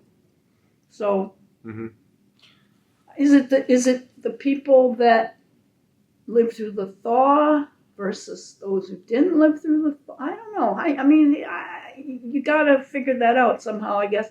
But yeah, it was a thing. And I remember Eleonora describing some of these characters. Remember at your conference, some of these anti-Semitic... Elendea, Professor. I'm sorry? Elendea. I'm sorry. Yeah, see, I don't know this stuff. No worries. Elendea. Yes, she went off on a couple of those characters, and I know what she's talking about because, your hair would stand on end. And in general, you find, there's less awareness. Russians are isolated even today. They're not always conscious of how they sound. But the getting in of books, I think, became much easier than, of course, then you could start walking in with them, although up to a point. I mean, I was thrilled when we brought in an entire Xerox machine, but we did it, of course. It took a little division of labor, but we did that by having somebody who could go through the Zelenyy corridor with a diplomatic passport. So you still needed a diplomatic passport. A couple of times when I went there, I was completely strip searched, and it was really unpleasant. One time I had this rule. We had a rule at Helsinki Watch: nothing in, nothing out, so that they wouldn't arrest us or stop us or whatever. But I actually had this American novel, this old used book that I'd gotten in an antique store that happened to have the date of like 1927 on it. It was a Kathleen Norris novel, Palo Alto edition from the 20s or 30s. And they seized on that like it was a bibliograficzka redkost, even though it cost like 25 cents and it wasn't Russian. And they flipped out, and that gets me a strip search over that. Hilariously funny. So, of course, one person whose name just couldn't be underestimated for Tamizdat is Edward Kline.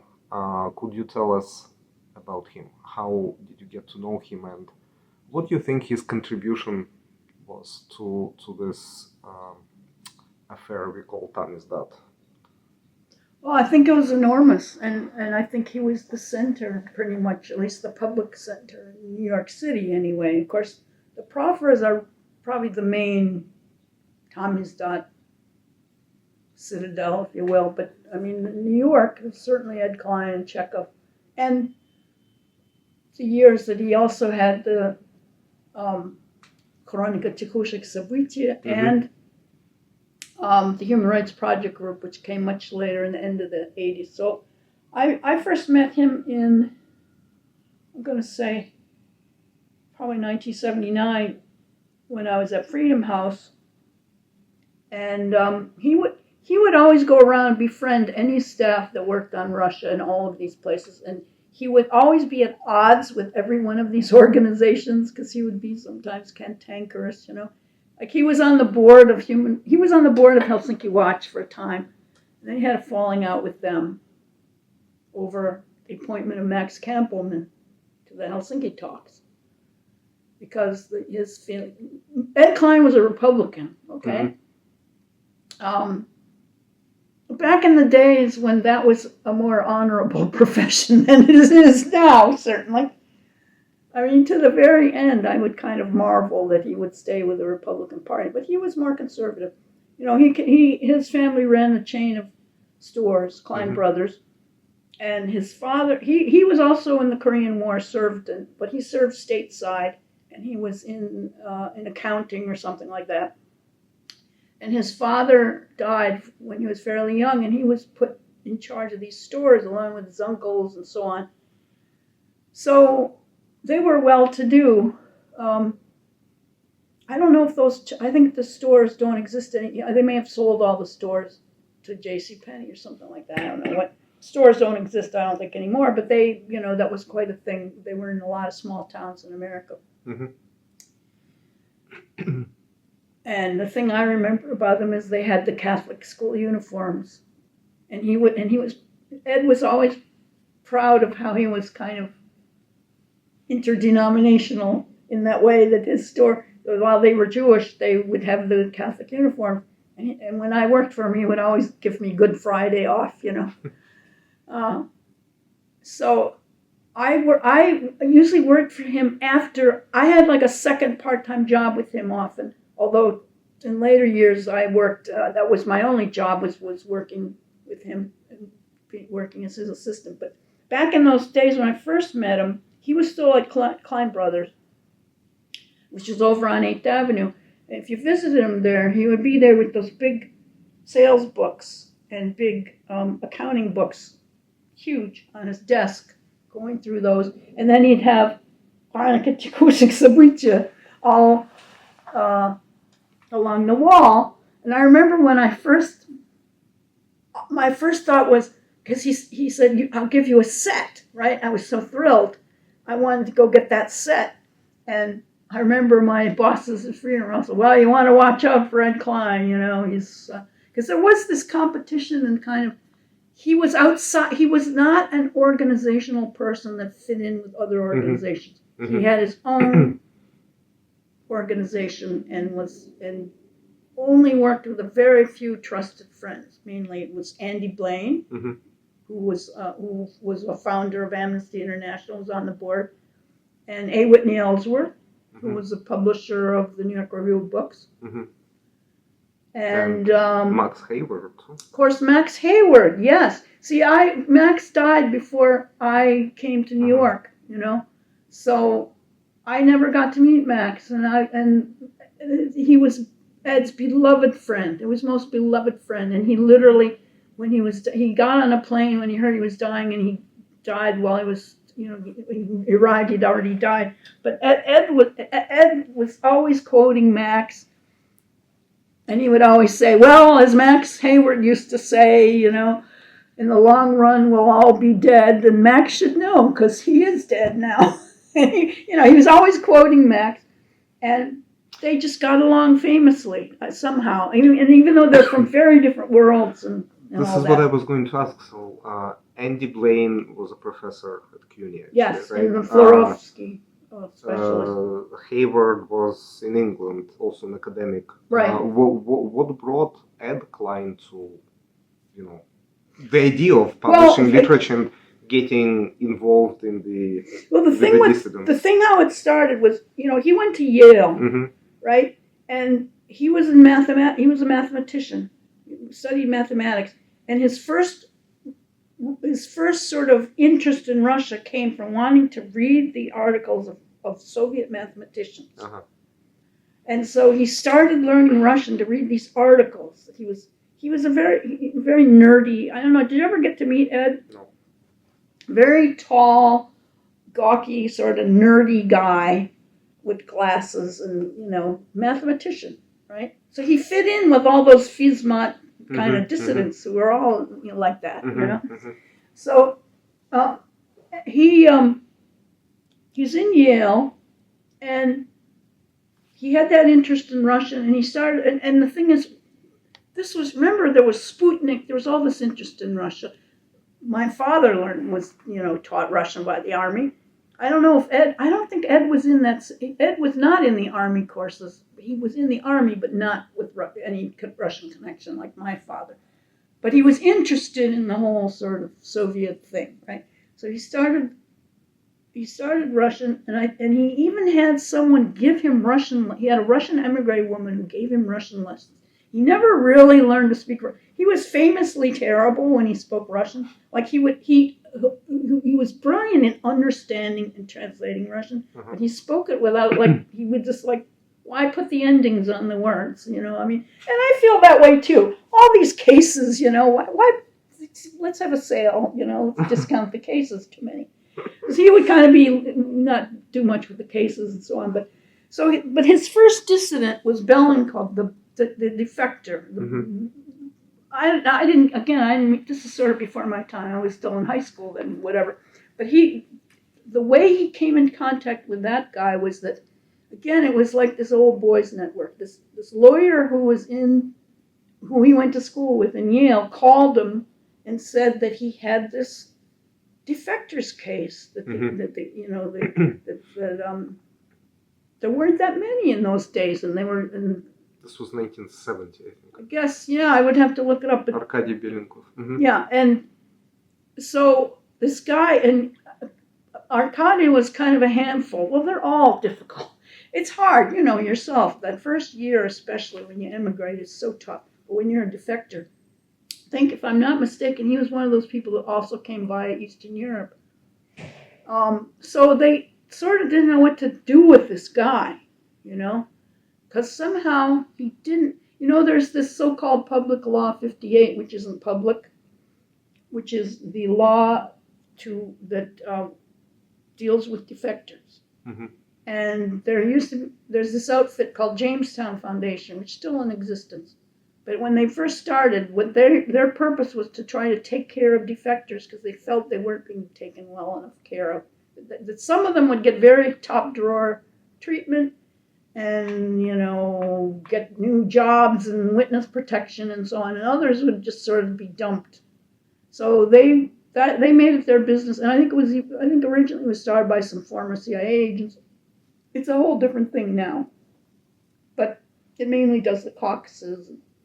It does oil and gas now, probably because they have some funding from that kind of sector. But at the time, I can remember when they took care of defectors, and I took some defectors there to them. See, I'm defectors. I'm putting in a separate category completely than these other people we've been talking about. So Belenkov was called a defector. So Ed sort of took charge and tried to, get clothes and a place to stay and tried to find him a job. And he got sort of busy doing that for him, and it was very hard. And I think he got him some kind of temporary thing, and he was very unhappy. And that was sort of his first, but he was fascinated. You know how Americans get when they want to do Russia, right? They get into a whole, you must have encountered. Enthusiastic. I'm kind of done with Russia. Okay, this is sort of at the end we can discuss that, but not really. You're never done with Russia. But, Americans get very, very enthusiastic. So that's what, he wanted to learn the language. He had this tutor. And then, if I'm not mistaken,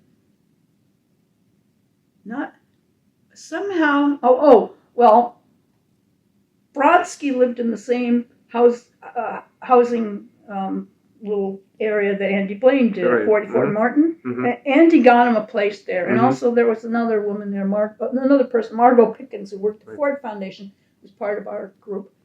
And somehow Brodsky was not Baryshnikov, not Nijinsky. What's another one? Another one of those ballet dancers. One of the ballet dancers also ended up in Ed Kline's living room because Brodsky didn't know what to do with him. He brought him over. Palanchin? No, of course not. No, he doesn't fit. No. But it's a B. And his wife ended up going back. Anyway, that guy ends up in Ed's, again, because, sort of lawyers, people don't know what do you do with these Russians? They're helpless. They didn't have highest yet, there wasn't always a structure. And he literally had like this FBI agent, and they were like, well, we don't know, are we going to take him? There wasn't this, you're talking 1970, 71, this is before the Helsinki Accords, but after the sort of thaw and everything. So he started getting involved with these people. And he then, of course, Chalidze. He took up with Chalidze and found him a place right around the corner. Chalidze for years lived up there. His widow still lives there at 92nd and Park. And he found the place for Chalidze right around the corner from there, on like 91st or something. I don't know, you could find it. And that also was a place overflowing with books. And Chalidze was famous for never getting up before noon. And so I would always be instructed never to go there before noon by Ed.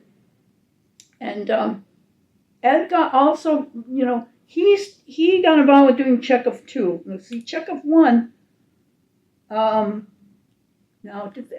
weren't they started with the CIA? But then Ford Foundation took them over. Or maybe there wasn't no CIA. But they had this big Ford grant. Whatever it was 1952 to 1956, only 4 years.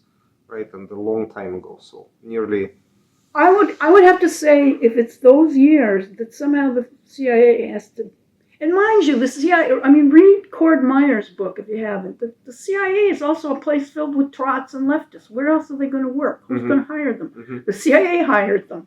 And they were like these gentlemen scholars, right, in those days. They weren't there toppling governments in Central Asia. They were doing books. It was not the CIA that we see around now, The question that puzzles everyone, unless these are people who are specialists, is why would Edward Kline choose the name of the old Chekhov publishing house? Oh well, see, here's what happened with that, and you got to get into his files and read. It's all in there. Sure. He's got a whole bunch of folders just on those early Chekhov things. So the Ford Foundation was a handsome grant, but it started to run out, and Ford didn't want to keep it up. So then there was the question. Ed got interested in it because somehow by that time I think he'd met Hayward, but he would have at least met Andy Blaine. And the way a lot of those people met was in the co-group, the Amnesty International co-group, which back in those days, Amnesty, that was actually the first time I ever did a Russian thing was when my philosophy professor, who was in Amnesty and used to write letters to a prisoner, asked me to write a letter to Lev Lukyanenko, who was a prisoner at that time, and spell it out in Russian so it could get through the Russian prison system. So that co-group used to write letters and do campaigns, and they were run out of the Upper West Side. There was an Upper West Side place. And a lot of people who were in the movement all came out of that. So like Jerry Leiber was in it. There's this woman, Yasha Zeltman, who used to run the International Helsinki Federation. She was in it. Ed, Andy. So anybody who sort of had an interest in Russia and wanted to help prisoners was in that group, right? Which, of course, none of this exists anymore. They don't have that system anymore. But there were so many prisoners, they used to do it that way for all the prisoners around the world. So Ed was interested in Chekhov, and at first they tried to get Princeton to buy it. So they all went out to Princeton, and I believe McGeorge Bundy was in that meeting, and some others, and they hashed it over. But I think Princeton was concerned that it would harm their reputation or their, everybody, you have to picture in those days, everyone was afraid they would lose their visa, they would lose access. All of the scholars, all the universities. Sure. I can't convey that strongly enough. People argue with me about this now, but I remember when there were 3 professors only in this country, 3 who covered the dissidents, and they were Peter Redaway at Georgetown, Peter Juveler at Barnard, and Bob Charlotte at Union College in Schenectady. That was it, okay? Marshall Schulman, who has a room named after him now, and dissidents go, nowadays there to meet, and everyone's Marshall Schulman. No, look up Marshall's there busy saying, let's not raise the cases with the Soviets, we'll get them mad, Please, these people were realpolitik, international, realist, whatever, and they didn't want to. And Ed was very disappointed, and he also felt like because he got involved in that international, that other thing that he was in was before Chekhov was called the International Association of something. It was one of those long emigre names. Not the International Literary Center, but it was also another thing that Do was you mean funded by the CIA. Do you mean Interlanguage Literary Associates? Interlanguage, yes, that. Ed took that over when the CIA dumped it. That was his first contact. I see. So with that was run by Boris Filipov, who was exposed in 60. Well, there was the Sinyavsky and Daniel, right, and then right after the CIA exposure of its funding. Filipov, Yeah. Filipov, Okay. who I don't know if he was. They were such great friends, but it was just something that Ed. They decided to make Ed the president of it, right? Because they wanted to have like a civilian. They wanted to hand the whole thing off. The person that he dealt with, and I've tried to find this guy, and I think he's findable. His first name was Jamie. His full name was James. He was nicknamed Jamie. And what was significant about him is that he got polio when he interviewed refugees in the camps in Germany when it was divided into sectors, you know. Mm-hmm. He must have been in the army or something, but he was a CIA person. I haven't been able to find that guy, even though at one point I saw his obituary. It's in the files. So that guy was the liaison, and there's different, you know, sort of testimonials from him about how great Ed is to take over this thing, because it was a fact, you know, holding emigre's hands, which you've probably done. You're an emigre yourself. Your hand has been held. It's not easy. It's not easy. And Ed did an awful lot of it, and shepherded that place. And that was sort of his first operation, right? Or exposure to this. And he even wrote a paper about his notion of how you should structure the publishing and distribution. It's very interesting. Again, it's in his files. And I guess he was kind of let down that no one seemed to pick up on it, or kind of, no one was that. Look, the U.S. government dropped this. I mean, they kind of went to extremes. They went from all in with the CIA and everything, and then they dropped it. It took a while. It took quite a while to form NED. Remember, NED started out badly with Colonel North in charge of it. The first NED. Then it gradually evolved into a better NED that had Carl Gershman. It's this whole business of funding things abroad, fraught with problems everywhere. And it has its highs and lows. But so what happened with that Princeton meeting is he walks out of there and he has the strong feeling that part of the reason why they don't want to take it up is they think it's a CIA thing still. Right. Mm-hmm. Right? Because you never really... See, I think Ed Kline never could shake loose that association, even though he himself felt like it wasn't... he didn't take any directions from the CIA. He was a wealthy businessman whose lawyer that he knew asked to help, and he, decided to help out. And he spent a lot of his own money. He was wealthy, but not that. He's not like George Soros wealthy. But the question is still, why use the old Chekhov publishing house, издательство имени Чехова name, however modified, and just not start something new from scratch with a new brand and title? Do you know? I don't know. I honestly don't know, and I don't think we ever discussed. I think it was revered. The name was revered. So it was simply symbolic capital that he wanted to transfer. He essentially bought that business, and there was a woman named Edith something. Again, her letters are in there. She was the Foreign Foundation person who was like the program officer, and she was really resentful that ended, and she was resentful of Ed, and so there was kind of some testy correspondence there, and they might have. I don't know if they objected. They may have. That's a question to ask. But I think the feeling was this was a brand. You were buying a brand. It's like It's like somebody's going to buy JCPenney's, but they might keep the brand name. Okay. It was like that. That was my understanding of it. But honestly, I don't think it was ever a thing. But he was buying the backlist and doing the new things too. And it was all out of his living room and out of Chalidze, of course. Chalidze was more involved in the Chronicle. There were two versions. One was the Russian sort of facsimile edition, and then they did like a sort of English summary. Mm-hmm. So that was more. And Chalidze was also in the business of distributing books, publishing them and distributing them, and it just got harder and harder. I mean, at first, I think there was more interest. People would buy them. Well, the thing is, the CIA is not completely removed from the picture, because I remember when we published that at Human Rights Watch, we published this Pogibает целый народ, which was about the war in Afghanistan, which we put out in Russian. A report that was, quite involved about what's going on in Afghanistan, what's really happening there, intended for a Soviet audience, translated by Nikolai Williams, who's Ludmila's husband, into Russian, and put in a tiny pocket edition.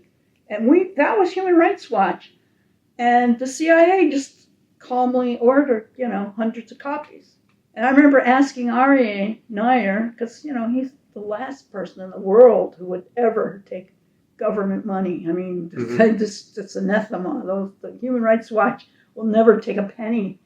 They'll take something from Kuwait or from Qatar before they'll take, U.S. government money. And he said, no, it's an open market. It's on the market. It's listed, and whoever has, $5.95 can send it in and receive it. He was, in that sense, he was a civil libertarian, freedom of information. So, the CIA would buy books that way. Sure. I mean, that's what, and it's a little bit disingenuous when I saw that movie for them to say, oh, well, we're not the CIA. But the CIA had to have been putting in orders. They did with everyone. Yeah, buying something that's already published in large quantities. Well, then that's subsidizing your operation. Well, I mean, I don't think I wouldn't say the CIA subsidized Human Rights Watch. The amounts were small, but they surely bought more from the profit. Anyway, I just feel that point. There must be a term in the finance world or economics for supporting someone in such a way, as if not directly, not a targeted support, but dummy corporations or something like that, but they're not dummies. Anyway, so Ed, took that up, and Max did the editing. I mean, Ed himself did some editing, but he himself was not a literary person, although very well read. He read everything. His book collection is amazing, and I think some of it is still left. And I had to find out about that for you, because a lot of it was picked up. The thing about Bakhmetchev, where his files are all at Bakhmetchev, they don't want.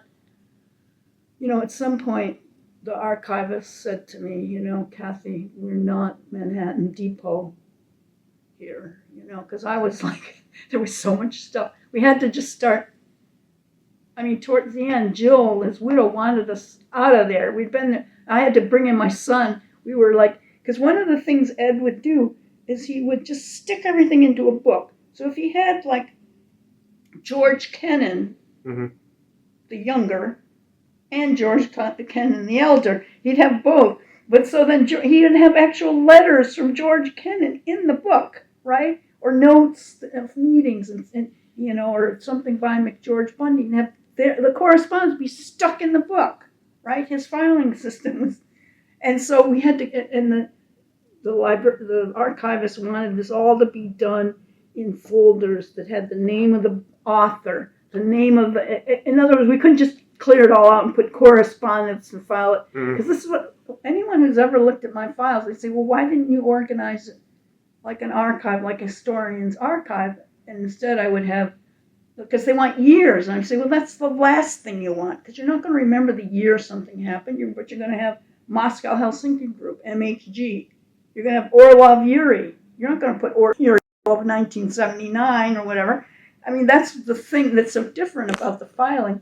And that drives you, and that's why this stuff doesn't get done. It's been 7 years. It hasn't been processed. But I think Ed he recruited other people to do the editing. And I remember that time we talked, in your class, there was that fellow named George Kline. Mm-hmm. Klines with an S, I think it's spelled. George Klines? No, Kline, same. Is it the same? But they're not related. It's just a No. common name. Right. And so he had different people doing this editing. And I remember that question came up about who actually wrote the preface to the Brodsky book. Yeah, and all of right. that. Yeah. So this is Brodsky Остановка в пустыне. We actually have it here. Over there. Well, in the behind the I glass. need to see that. Well, the thing that this Jill had all these old posters. Did I tell you this story? She had all these old posters and paintings. Every emigre who visited him would bring some sort of little piece of junk to hand to him, some tchotchkes. And so there was this whole closet, and it was all stuffed everywhere, which way. And Jill just said she wanted to get rid of it all. Okay, so my son, who knows Russian, my children are half Russian. Their father's Ukrainian Russian.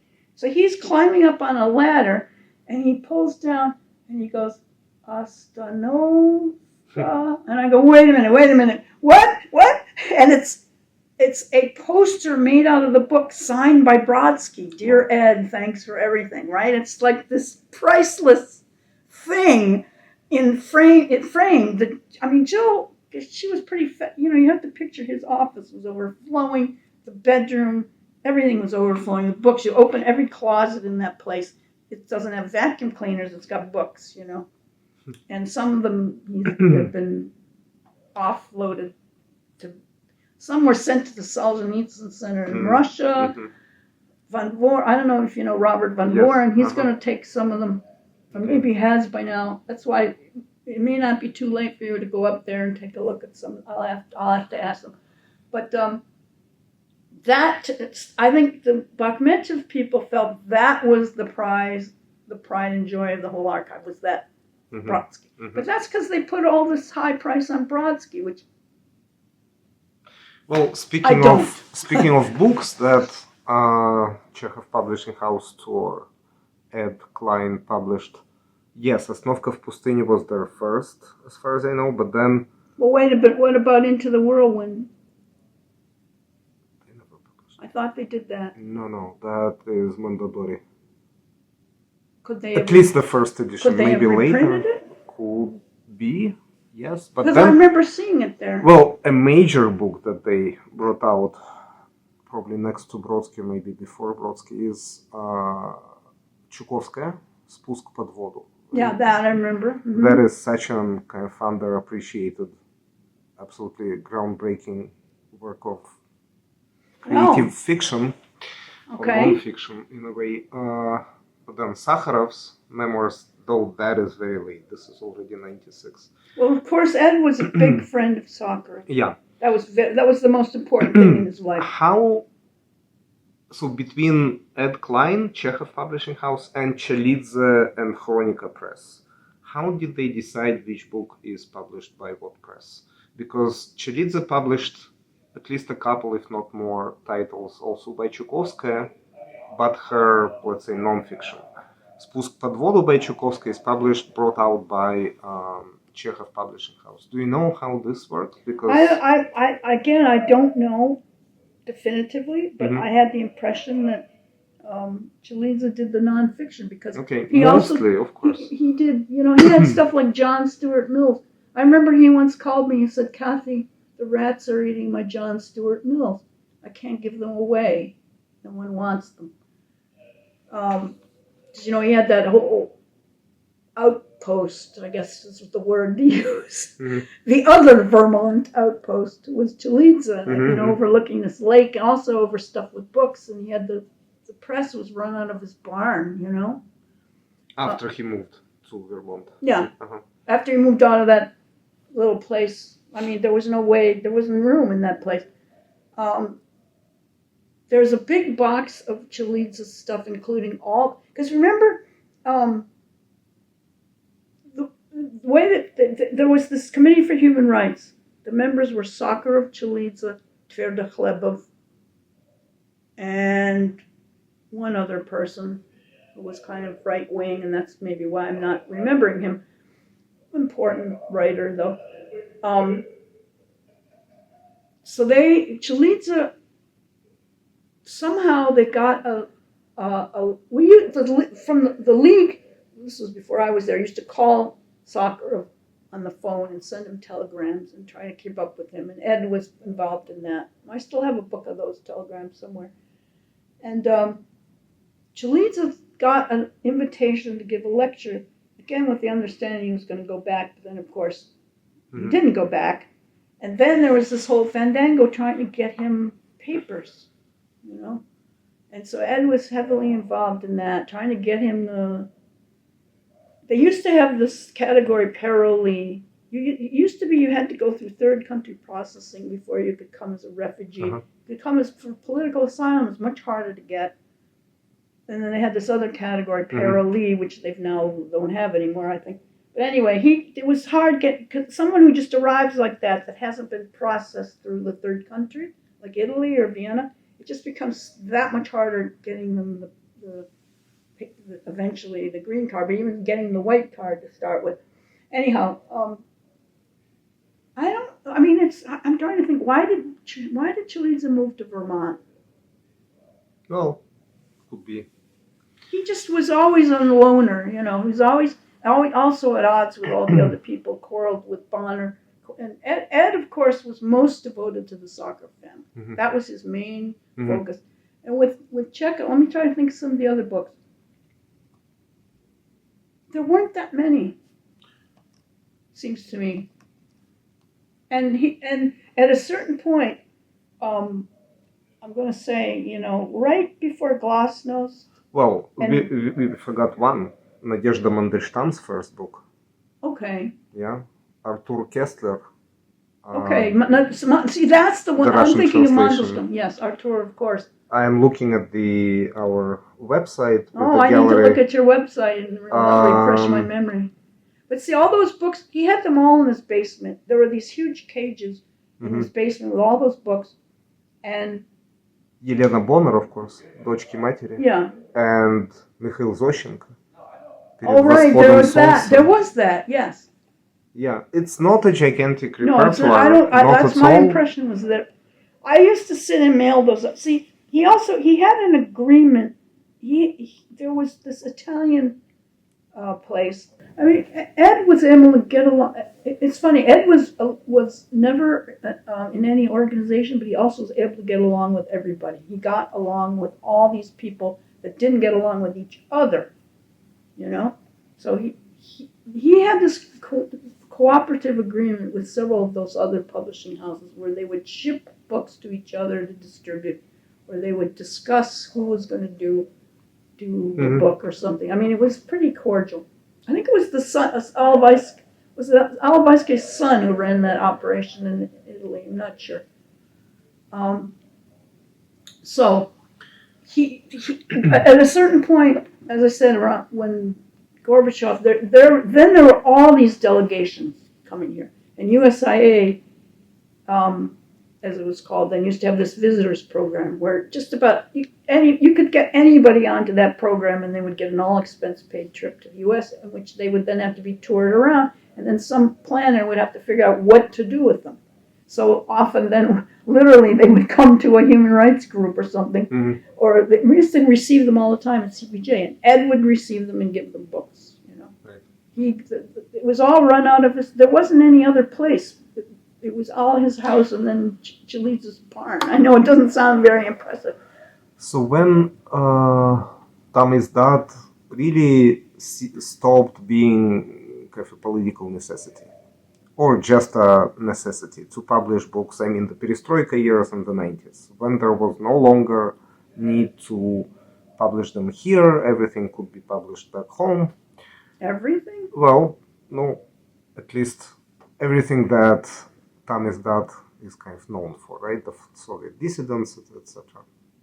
Of course, when not is everything. that moment? I don't know. I don't. Well, probably 88 when kind of the year 88, 89 when same Nadezhda Mandelstam, when Akhmatova, when everything basically becomes published in Shalamov in a couple of years. It's all published there. Well, also I think To me, there was sort of this watershed because in the old days you couldn't call. You had to schedule a phone call to an overseas operator. You would then have to wait for them to get through, and often they would wake you up in the middle of the night, where you would try to talk to the person, and you would at some point they'd be cut off if they said anything. It was all being bugged, and if they said anything untoward, it was cut off. And so you were always going through these elaborate workarounds, trying to call people, trying to get through. It was just a whole job, right? And at a certain point, the fax machine began to work, and we started trying to fax. And I can remember very distinctly trying to fax things about the book fair, and it kept getting stopped. It would just stop, and they would cut it off. And this would be 88, 89 or something.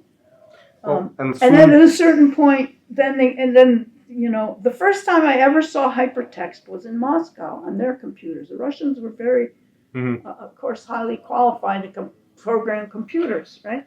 Well, yeah, and so if you speak of technology and the role of technology in kind of pushing Tamizdat back, right? Not back, but into history. Of course, well, let's wait, right? But if we're still talking about... I'm like Will Wright, I'm the history. No, if we're still talking about the 90s, then of course appears the internet and it all becomes, well, just technologically completely different. When we finally, when they had the Moscow, the CSE, the first CSE conference in Moscow. So that was, would that have been after the coup? I had to look that up. I'm not sure. I think it was before the coup, if I'm not mistaken. I think it was like Glasnost and Perestroika, but not the coup. I think, came before that. But that was an enormously big deal. And part of that whole process, the International Helsinki Federation asked for permission to go there and do site visits to see if they were really capable of freely allowing NGOs to function as they would if they were in, Paris or something, right? So we went on this delegation, which was, this kind of unwieldy thing, and tried to, and that was the one time I got arrested in Russia, in Novodvorskaya. I used to love her. She was great. Novodvorskaya's apartment. We all went there. She used to have these seminars, and the police broke it up. So they weren't quite ready for that Moscow conference, but they had it in the end. And I thought what we did also, we came with laptops that we were going to give away. And at that time, a laptop was priceless. I mean, people would pay this you could feed a family for a year. See, that was the other thing we were trying to do when we went to see visit the Russians.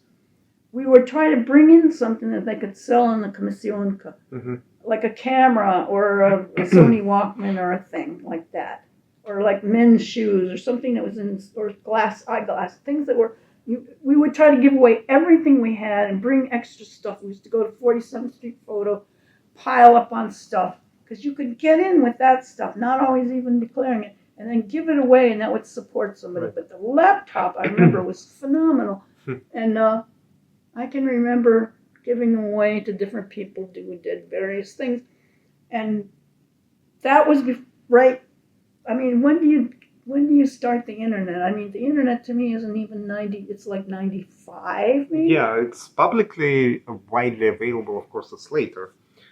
But what I want to ask is, what did people like yourself, like Kline, I would say most people who, stood behind Tamizdat, what did it all feel like when it was no longer necessary or needed, or at least it stopped kind of being, political thing?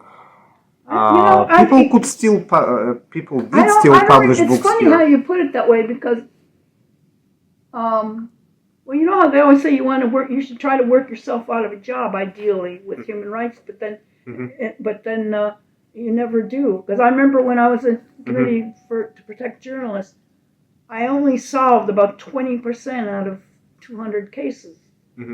And some of those people died, some of them languished, some of them, trying to get a paper restored, get someone out of jail. You don't do that. There's always more to do. And Sure. so you're in a different. Since again, I'm in the human rights movement. There's always something to do, right? You're always busy. But I think for Ed, he just very naturally segued away from those more fiction books to doing things like Kovalyov's Ombudsman Report, which the Soviets weren't going to. I mean, it was the kind of thing where there'd be a few Xeroxes, but they weren't going to publish it. They weren't that enlightened yet, And that's what he formed the Human Rights Project Group, which was funded by Ford. But it's funny, Ford did support dissidents for after that big grant, which they terminated with the Chekhov one. They did support things like Kronid Lubarsky's USSR news briefs for many years. And that was Margot Pickens was the person who knew Russian and handled those people. There was a couple of those kinds of things it did cover. So an index on censorship, right? And you asked before, I always felt that there wasn't much overlap. It was just different audience, different. So it was a continuation. In the 90s. But so what happened with Ed was that he just began to focus more. Ford was very interested in sort of legal reform and all of that. So when Sakharov was elected, and he was he was part of the set-asides, actually. Sakharov was in the Academy of Science set-aside. Kovalyov was elected in his district, a couple other of them, Amatista, who was later on the Supreme Court. And so Ed, we all worked together in this. There was originally this sort of cumbersome outfit called the International Foundation for the Survival and Development of Humankind, okay? Which, of course, didn't survive or develop. But it was this entity that was formed when this whole kind of this group of nuclear scientists met with Gorbachev, and they wanted to do arms control, and so they made this group. And that's where Bill Miller was the executive director. So that's how Ed befriended Bill Miller. You may have known, who was at one point was ambassador to Ukraine. He's also worked on, they used him as a sort of channel to Iran. So Bill Miller ran that outfit, and it had Sakharov. It had this very, Susan Eisenhower had this very prestigious board, And the first meeting which I attended was in Washington, and Sakharov insisted that there be a human rights subcommittee. And the Soviets, because they'd also brought these kind of Soviet legal scholars, with beehive hair from я как мать и женщина могу вам сказать. Those types were brought. Okay, and so it was a little inauthentic, but I mean, they how when they do these counterparts, remember at one point they had Surkov and what was that ambassador? He's always on Twitter, and he just said he can't go to the DNC because he has COVID. What's his name? I'm getting bad with names. But they had this USSR out. I mean, these things were ridiculous. You know how they were. You would form these groups, and it was like, let's study labor. So let's study the labor camps, but let's be bipartisan, sort of equal opportunity. So let's have Sweden, and because they have an exemplary prison system, supposedly, right? And then we'll have, the U.S. And so everybody on our side, we're beavering away, and we're getting the ACLU, and we're getting all this stuff and everything. And then over to you, Yvonne, and crickets, right? So Sakharov was trying to get through that, and he wanted to have an authentic thing, and they kept steering him away, saying, you need to go to Sweden. And he was like, no, we need to get the political prisoners out. That was his theme. the thing, when people talk about the famous phone call Gorbachev made to Sakharov, they always leave out part of it. Because Gorbachev said that, he said, I'm inviting you to return to Moscow and work on your science. Mm-hmm. That was science, right? More science. Okay. And Sakharov said, my friend Marchenko just died in labor camp on a hunger strike. Well, he was in Chistopol prison, mm-hmm. died while on a hunger strike protesting the conditions. And my condition to cooperate is that these remaining several hundred people be let out. That's why I went with A.M. Rosenthal to the labor camp to see who was left there, why weren't they let out. We were trying to draw attention. We were like the first group let into the labor camp in 1986. That was. Oh, wow. And December 1986, quite an event. And Sakharov, that was his theme. As I told you, I had his list about the cake and the list. Sakharov just he'd be at these august things where they wanted to talk about Star Wars, because he opposed Star Wars. Sakharov did. He was a liberal on that. Sidney Drell and he would have these correspondences about Star Wars, and they were on the same page in some respects. But Jeremy Stone was another one that he corresponded with from the American Physical Society, and but Sakharov would always raise the prisoners. So that's somehow they got this creaky thing was formed that was called the Human Rights Project Group, mm-hmm. which was really Ed Kline ran it, Okay. And that was how we just picked that. That's all we did night and day for years. And the publishing that went with it. Of course, I don't get me wrong. I was talking about publishing books. I know. Probably more as literature rather than human rights documents. That's what I'm saying. I don't even know why this is why, I don't even know why you're bothering with me, because I'm not in the world of literature. Literature is what they sat for in some cases, right? Sure. And besides, we discussed just a few minutes ago, right, how it was never really impossible throughout the Soviet era to draw a line between what's literature and what's political documents. Like the day of open murders or whatever, Dien Открытых убийств, right? It's literature, but it's political. Of course, exactly. So that activity and activism, of course, this has probably never stopped. And if we again jump... There's a lot less of it, though. Well, I was stunned at your conference that you came up with you had 3 or 4 actual publishers with actual pages and actual lists. I mean, how do they function? Right, so... I was astounded. I mean, I went up and talked to the Medusa guy afterwards, because I felt like some of it was inflated. I was trying to get the story there, because there is a gap between how many people take the app, how many order the books off the app, how many then get from the website. They're not gonna live off that, okay? Sure, no one does anymore. But I was just amazed that there are these people, because my impression is there's so much copyright violation everywhere. Everywhere you go, there's these sites where all these books are available. Pick a book; it's all available, and there's just no buying of books because you can just get it. They publish, of course, books that they don't republish what's out of print. They publish completely newly written things mostly. But when I'm talking about when Ed published something, they were books, okay? In the late 80s. So if he has the history of the Moscow Committee for Sakharov's Moscow Committee for Human Rights is a book. Mm-hmm. It's not a book. It's not literature, but it's history, if you will. Yeah. So he was publishing those kind of books and bringing them back into Russia, and when it got easier to do. But I never felt like there was never this point where you sat around and say, "Oh, gee, aren't we worthless now?"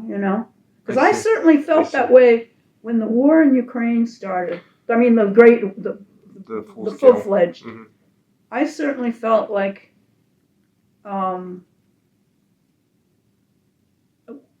we were all beside the point. And I did Ukraine night and day, all of the major battles. But it got to a point where now every other intern and every professors who 5 minutes ago were pontificating about peace talks and the Minsk agreement and all that, all of a sudden they're converted into Ukraine.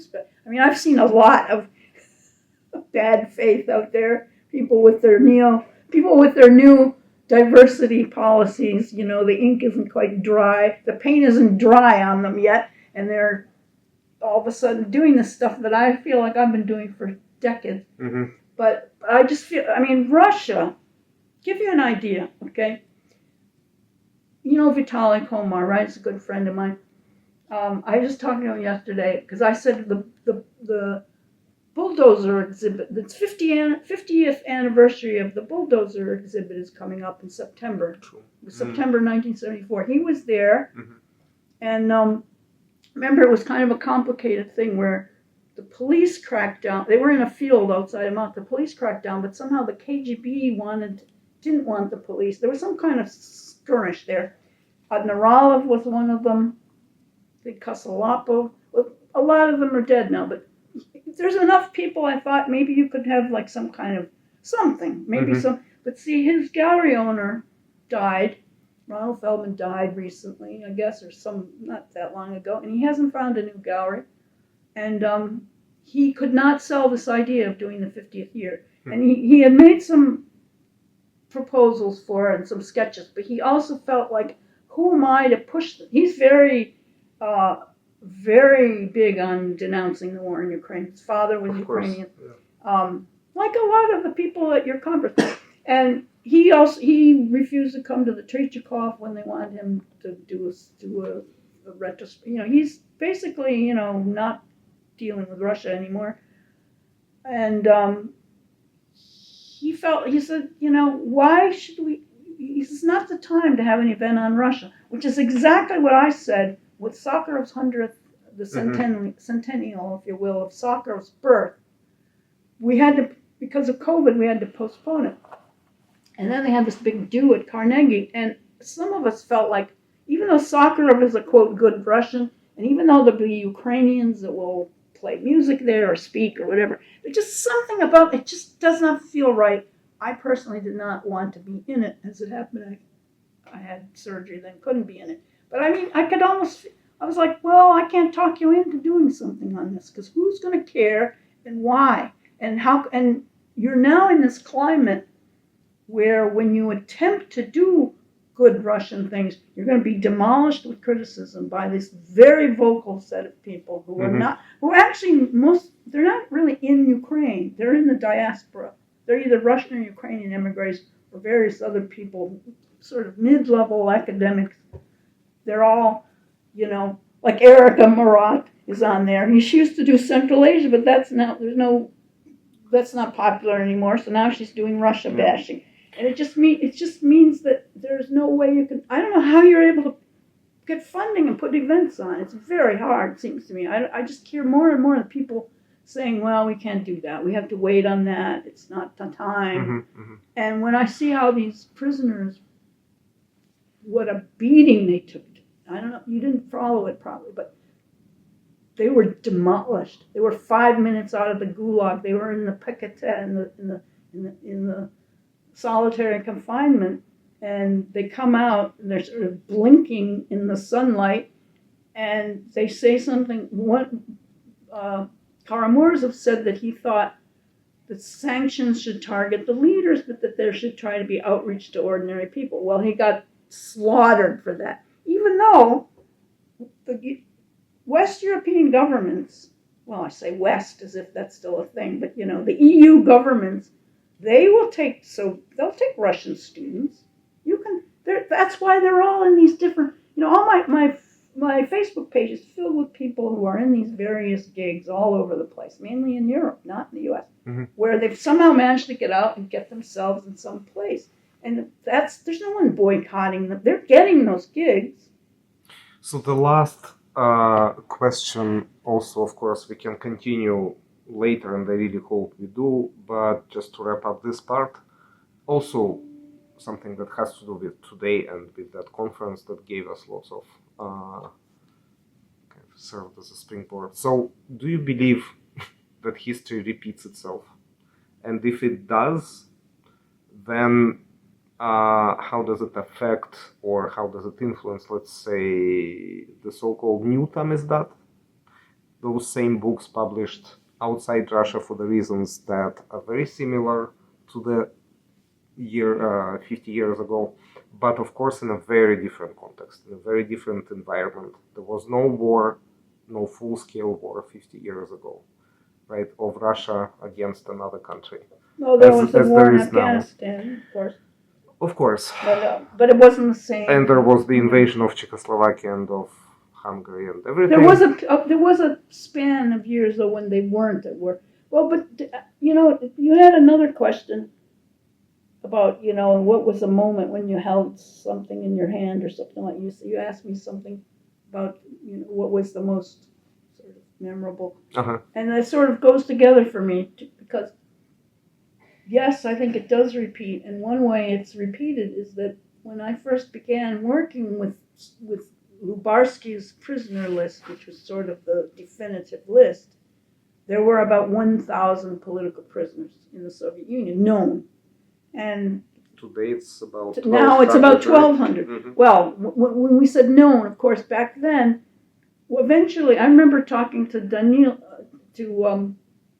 Virginsky and some of the other people there, and Sasha Daniil, and they really only came up with about 2,000. Once they were able to research everybody and get everybody's information, there were never more than about 2,000, 2,500, in fact. It wasn't like there were more in Yugoslavia than there were in, because to become a political prisoner, you have to be pretty brave and you have to really, you have to be willing to step out and suffer a lot, and not everyone's going to do that. But I was just recalling that when I first started at Human Rights, when I first started at Freedom House with that magazine, Freedom Appeals, we had these manuscripts. One was from Victor Nekapelov. One was from Alexander Shatrovka, right? And there was maybe another one that I don't recall. And we had to and I held them in my hand. And we had to decide which one we were going to excerpt. We were going to, this was before any books came out. We were just going to excerpt them. And so we weighed, and we ended up rejecting Shatrovka's because his title was kind of lurid. The title was Izhelutka Ludojeda or something like that, out of the belly of the cannibal or something. It was a lurid kind. Whereas the other thing we had was Institute of Fools from Nekapelov. And I remember it was so hard doing a poet. He was a poet. So we ended up doing that, and we and right away wrote about Sasha. So fast forward, then I met Sasha much later through this other group. We were married for like 7 years, I guess. I had 2 kids, and his book never got. It just sort of got set aside because there were too many. This was even before the Tamizdat era ended, if you think it ended, because there were too many books about psychiatry. But his book was different because it was about the provinces, right? So eventually, finally, through various journalists and so on, we got it placed and we translated it, and it came out in 2019, I think it was. Finally, that book came out in English. Because he and his brother and 2 other friends crossed the border into Finland, and they escaped the Soviet Union. They had a friend in the border guards who told them which path to take, when the guards would not be there, and so on. They managed to get into Finland. Then one of them injured his leg. The Finns caught up with them and returned them to the Soviets. And the Soviets amassed a battalion on the border and demanded that they be returned. So all those 4 boys were sent back, and they spent 9 years. And his brother ended up dying, and the other 2, their lives were, completely never the same after that. This is why Sasha's up in Alaska now, meeting with some Russians that live up there. He likes to travel. So that's that whole story, that whole span of that story. I thought that in 2019 or whatever, this is history. This is ancient. Oh, psychiatric abuse. And Oh, what- whoever heard right. of that? And That's what what- is ancient? And now psychiatric abuse is back again. There's many cases. Mhm. There's a whole. I just translated a whole report. Free Russia versus one of those groups did. I mean, it's like everything old is new again or something, and Yeah. I don't know when that will end. I mean, I really do feel kind of as if there is nothing we can do now. I really do kind of feel paralyzed about Russia, at least me personally. Because what can I do? I can't go there. I don't work for these organizations. I don't want to work for them for lots of reasons. So I just try to translate a little bit every day, try to do a little bit of something. Some of them I talk to on the phone. Some people call me from Moscow still. There are people who stayed in Moscow, right? They're that crazy. They're that stupid. Okay? People like Sasha Verkhovsky Mhm. or like Viktor Davidov, who did time in the camps in the psychiatric, went back there, okay? He had a U.S. citizenship. Why? Because, Russia.